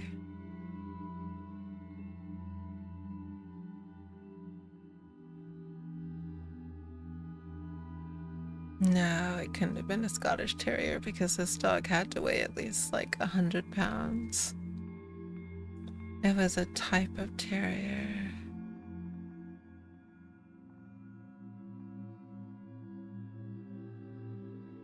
My own puppy is only, I think she only weighs like 50 pounds. She's so cute. She's so cute. Oh, is it the Black Russian Terrier that can get up to 130 pounds?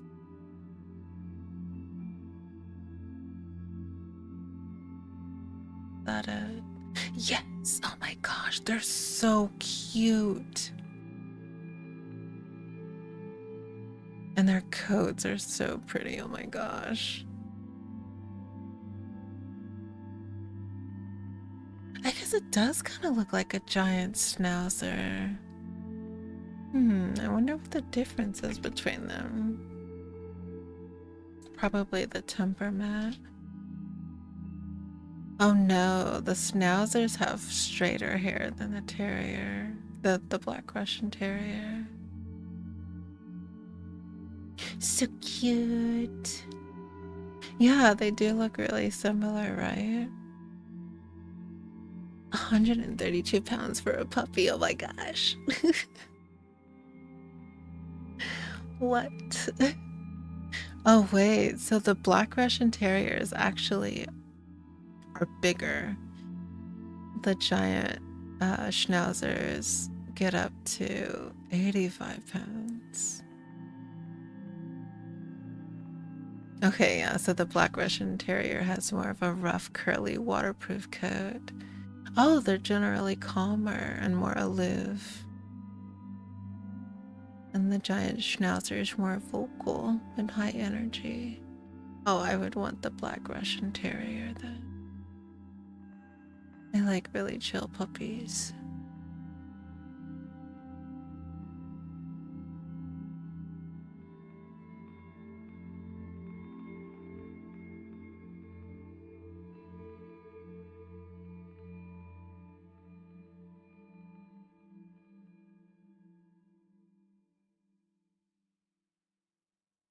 A bird.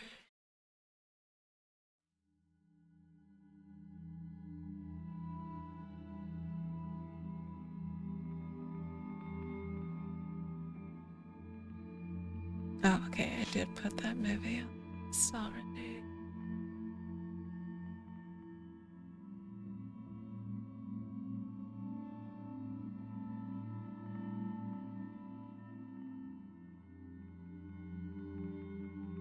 Oh my gosh, they already have winter anime out for 2026. What?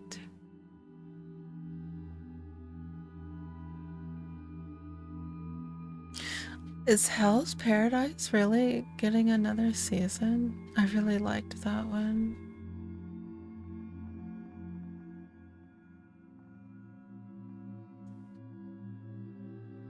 Oh, it is getting a second season. I look forward to that. Oshinoko is getting a third. Oh my gosh, I need to finish Fire Force. It still trips me up in my mind that the Fire Force world and oh, why can't I ever think of this anime when I want to state this fact? Fire Force and Soul Eater, that they have the same world. Like, I think is that what it is? Hold on. Canonically, yeah. Okay, so Fire Force is the official prequel to Soul Eater. That's so wild. First of all, I need to finish Soul Eater. It's taken me forever. Wait, which one did you watch? Fire Force or Soul Eater? I've watched it, but I never get to finish it. I haven't finished Fire Force or Soul Eater. I'm almost done with Soul Eater, and I think I've only finished the first season of Fire Force, and I think I got maybe like 5 episodes into the next season of Fire Force, but I haven't finished it. Also, the sound design in that anime is chef's kiss. So good. And then the Fake Strange Fate, I need to watch that. Hell's Paradise, it's so good. It's so good. I really, really liked it.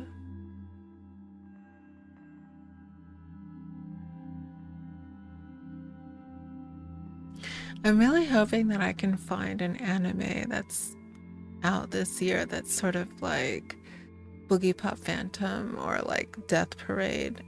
They're like sort of niche or sort of peculiar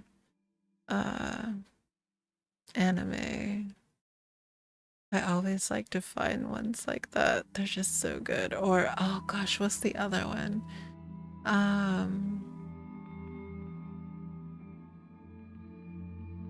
There's this one anime with a little girl and she goes around hunting demons and puts them in dolls.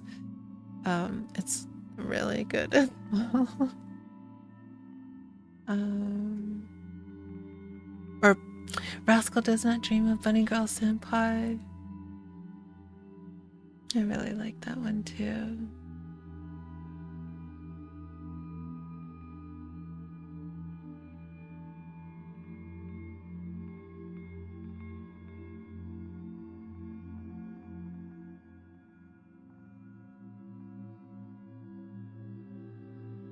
Oh, and then I think, what is it? The Green Book anime. What about From Me to You? That's a classic. That's a classic. That's up there with like, oh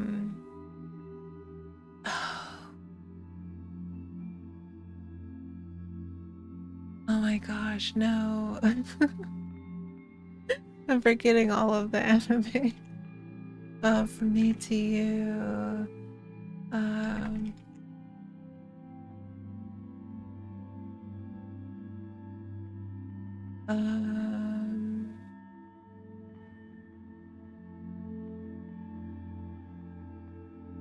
I didn't know they made a live action. I never watch live actions. I don't know if I'm missing something or not. I just really love the artwork, so I'm like tried and true to always wanting to watch the anime.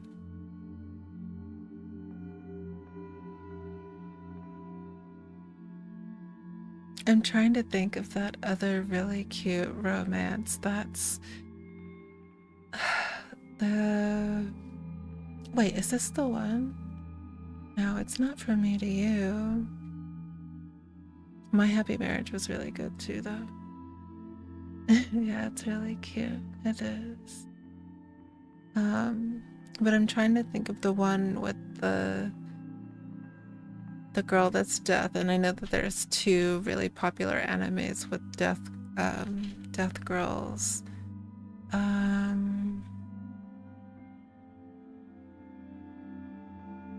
Oh gosh, what is it called?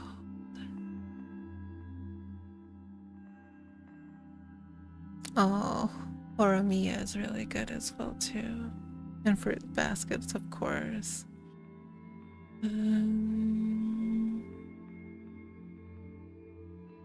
Here we go with our vague search engine request anime with Death Girl.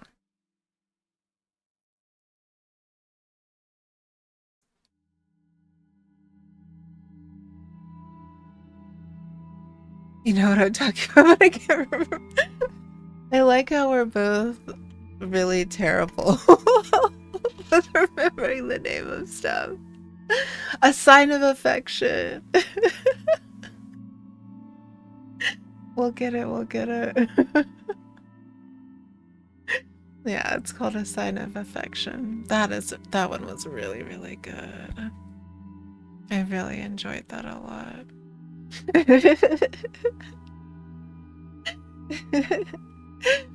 We'll figure it out together. It's okay.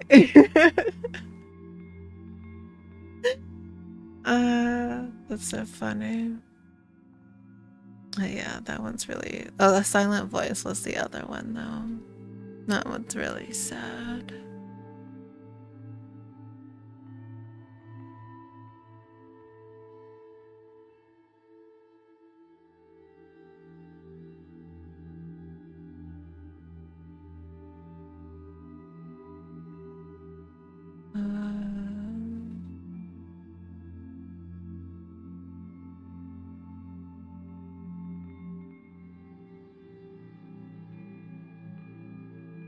Yes, the Green Yuri manga series.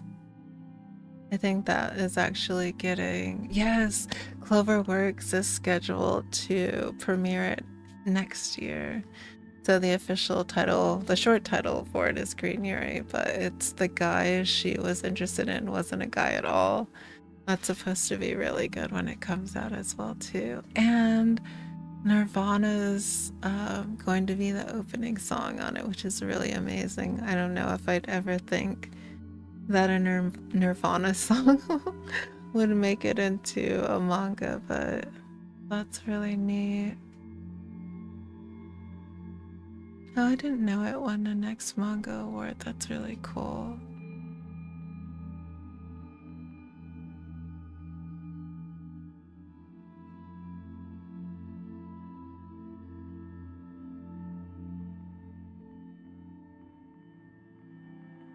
Well, there's a lot of good stuff to look forward to.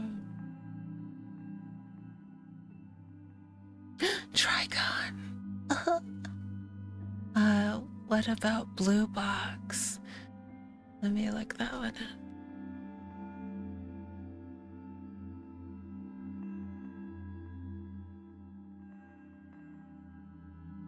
Oh, I guess there's a second season coming out. They announced it 3 days ago. What is this one about?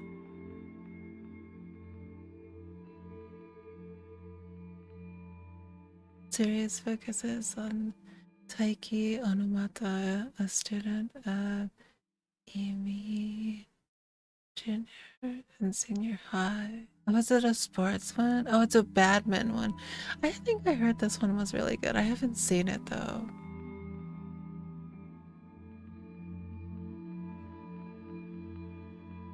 Oh, it's rather new and it's already getting a second season. That's pretty good. Is the artwork amazing? Oh, it looks really good. Oh, it looks really good. Pink-haired girlies, let's go.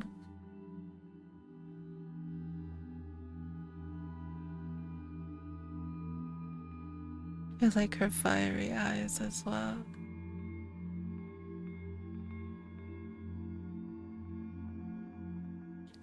I'm gonna put that one on the list as well too.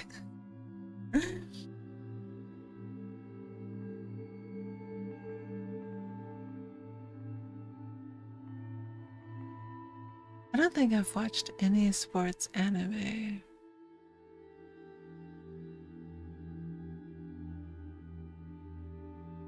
Even though some of them are really, like, welly done. Yeah, it's good. Also, have you seen Outer Banks or Hilda? Are those both anime? Hilda. Outer.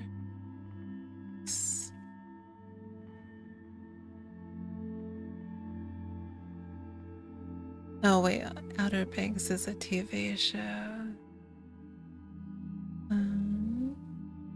No, don't take me to Netflix. I just want to see what it's about.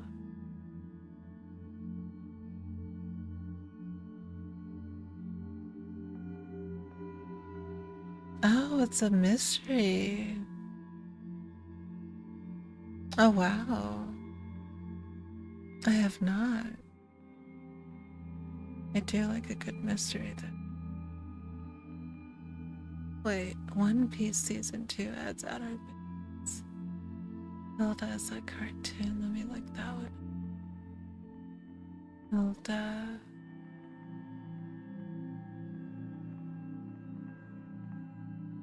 No.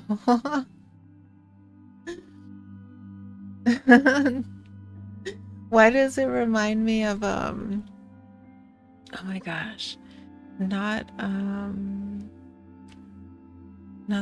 the Weird West one. Oh my gosh, the art style reminds me of oh please. Chowder.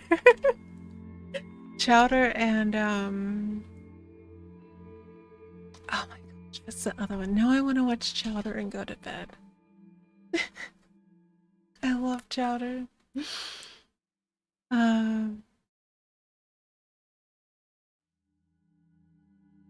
my god, what's the other one with the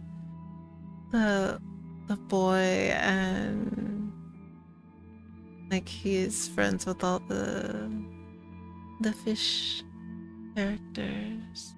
What network did Chowder come out on?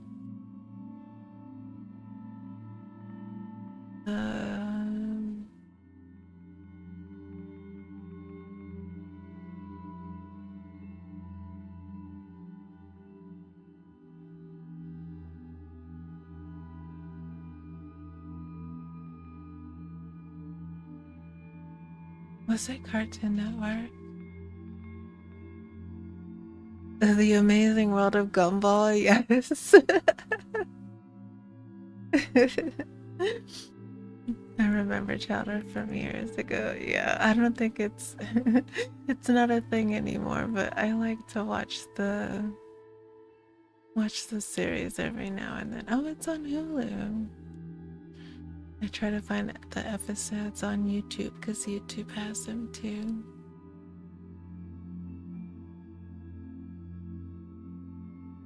Mung. Oh my gosh. Such a good show. What were the other shows like Chowder? Sanji and Craig. I don't think I ever watched that.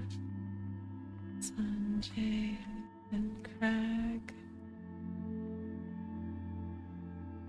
No, but it's the same sort of art style, right? But that's okay. So that art style, it's making it looks like the other show that I cannot think of right now. That's kind of like Chowder, but the art style is just like this. Sunjin, Chowder. I'm gonna put other cartoons like this. Like these.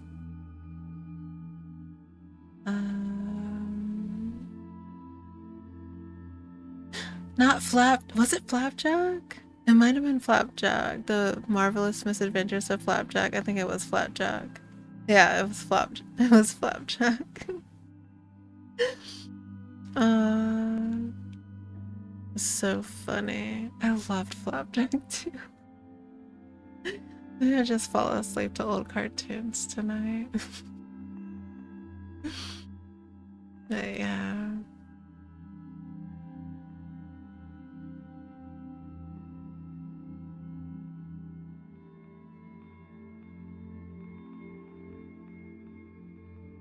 I just want to know what the direction was behind Chowder. Like, some of the episodes were just so mindless. Like, why?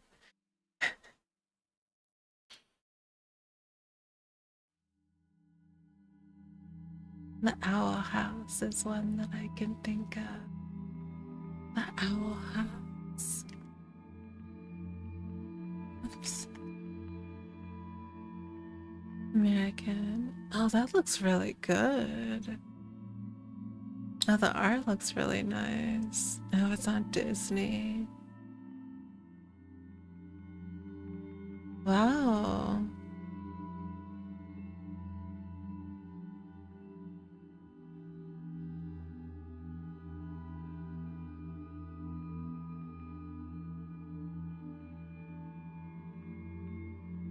What is it about, though? A teenage girl who learns magic after being transported to a fantasy world and befriending a witch. Aww. And her deep in house name.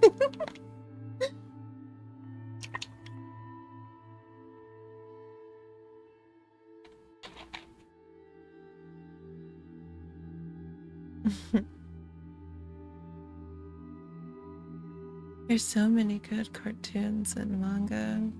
Or not manga, anime. Oh, such goodness, such goodness.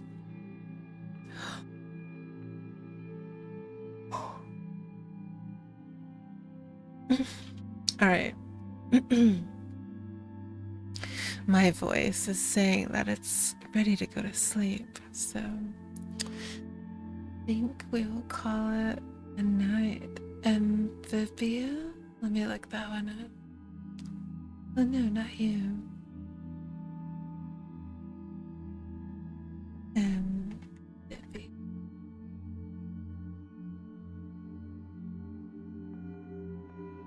Oh my gosh, the art style's super cute on this one too. Oh my gosh, this reminds me like Chowder content. It looks so silly.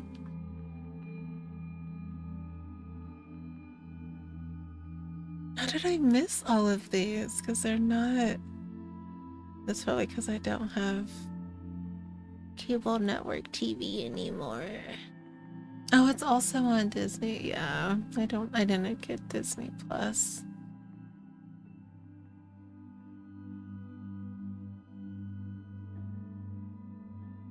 I like how they're starting to show some of the like shows like these on YouTube, and you don't have to have a subscription. Everything is like locked behind a subscription. Like, wow. But that looks really cute too. I like the artwork for it. Oh, it's on Netflix! Yay! I'm gonna add it to my list. Hey, yeah, it's time to go to bed. My voice is not going to stay with us very much longer. It's like, I want a cup of tea so I can go to bed, please.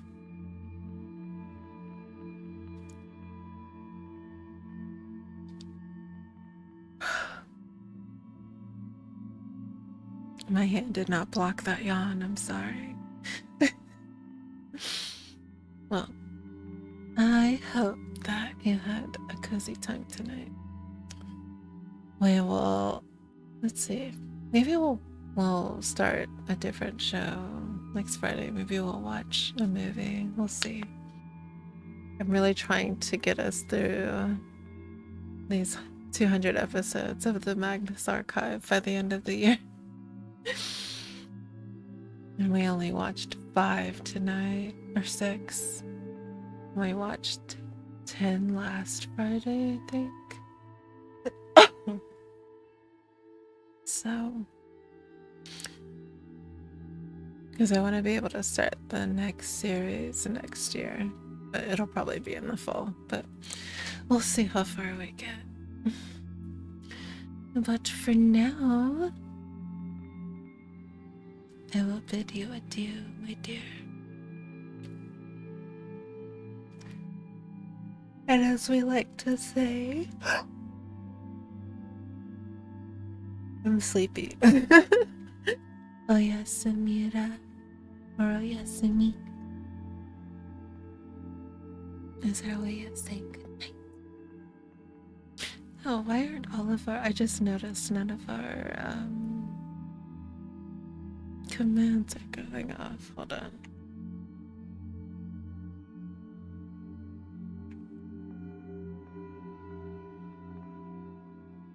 I wonder why they're not going up tonight.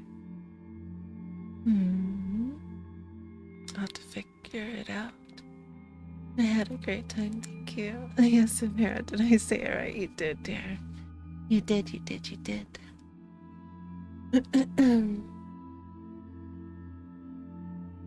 But we will be back here on Monday.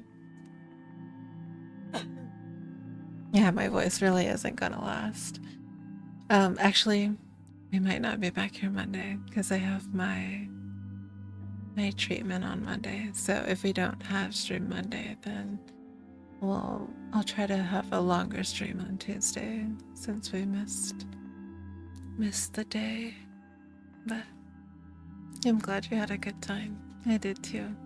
I did not think we were gonna talk my voice away, but there it goes. Alright. Good night, kids. Good night, sweet dreams. And have a cozy weekend.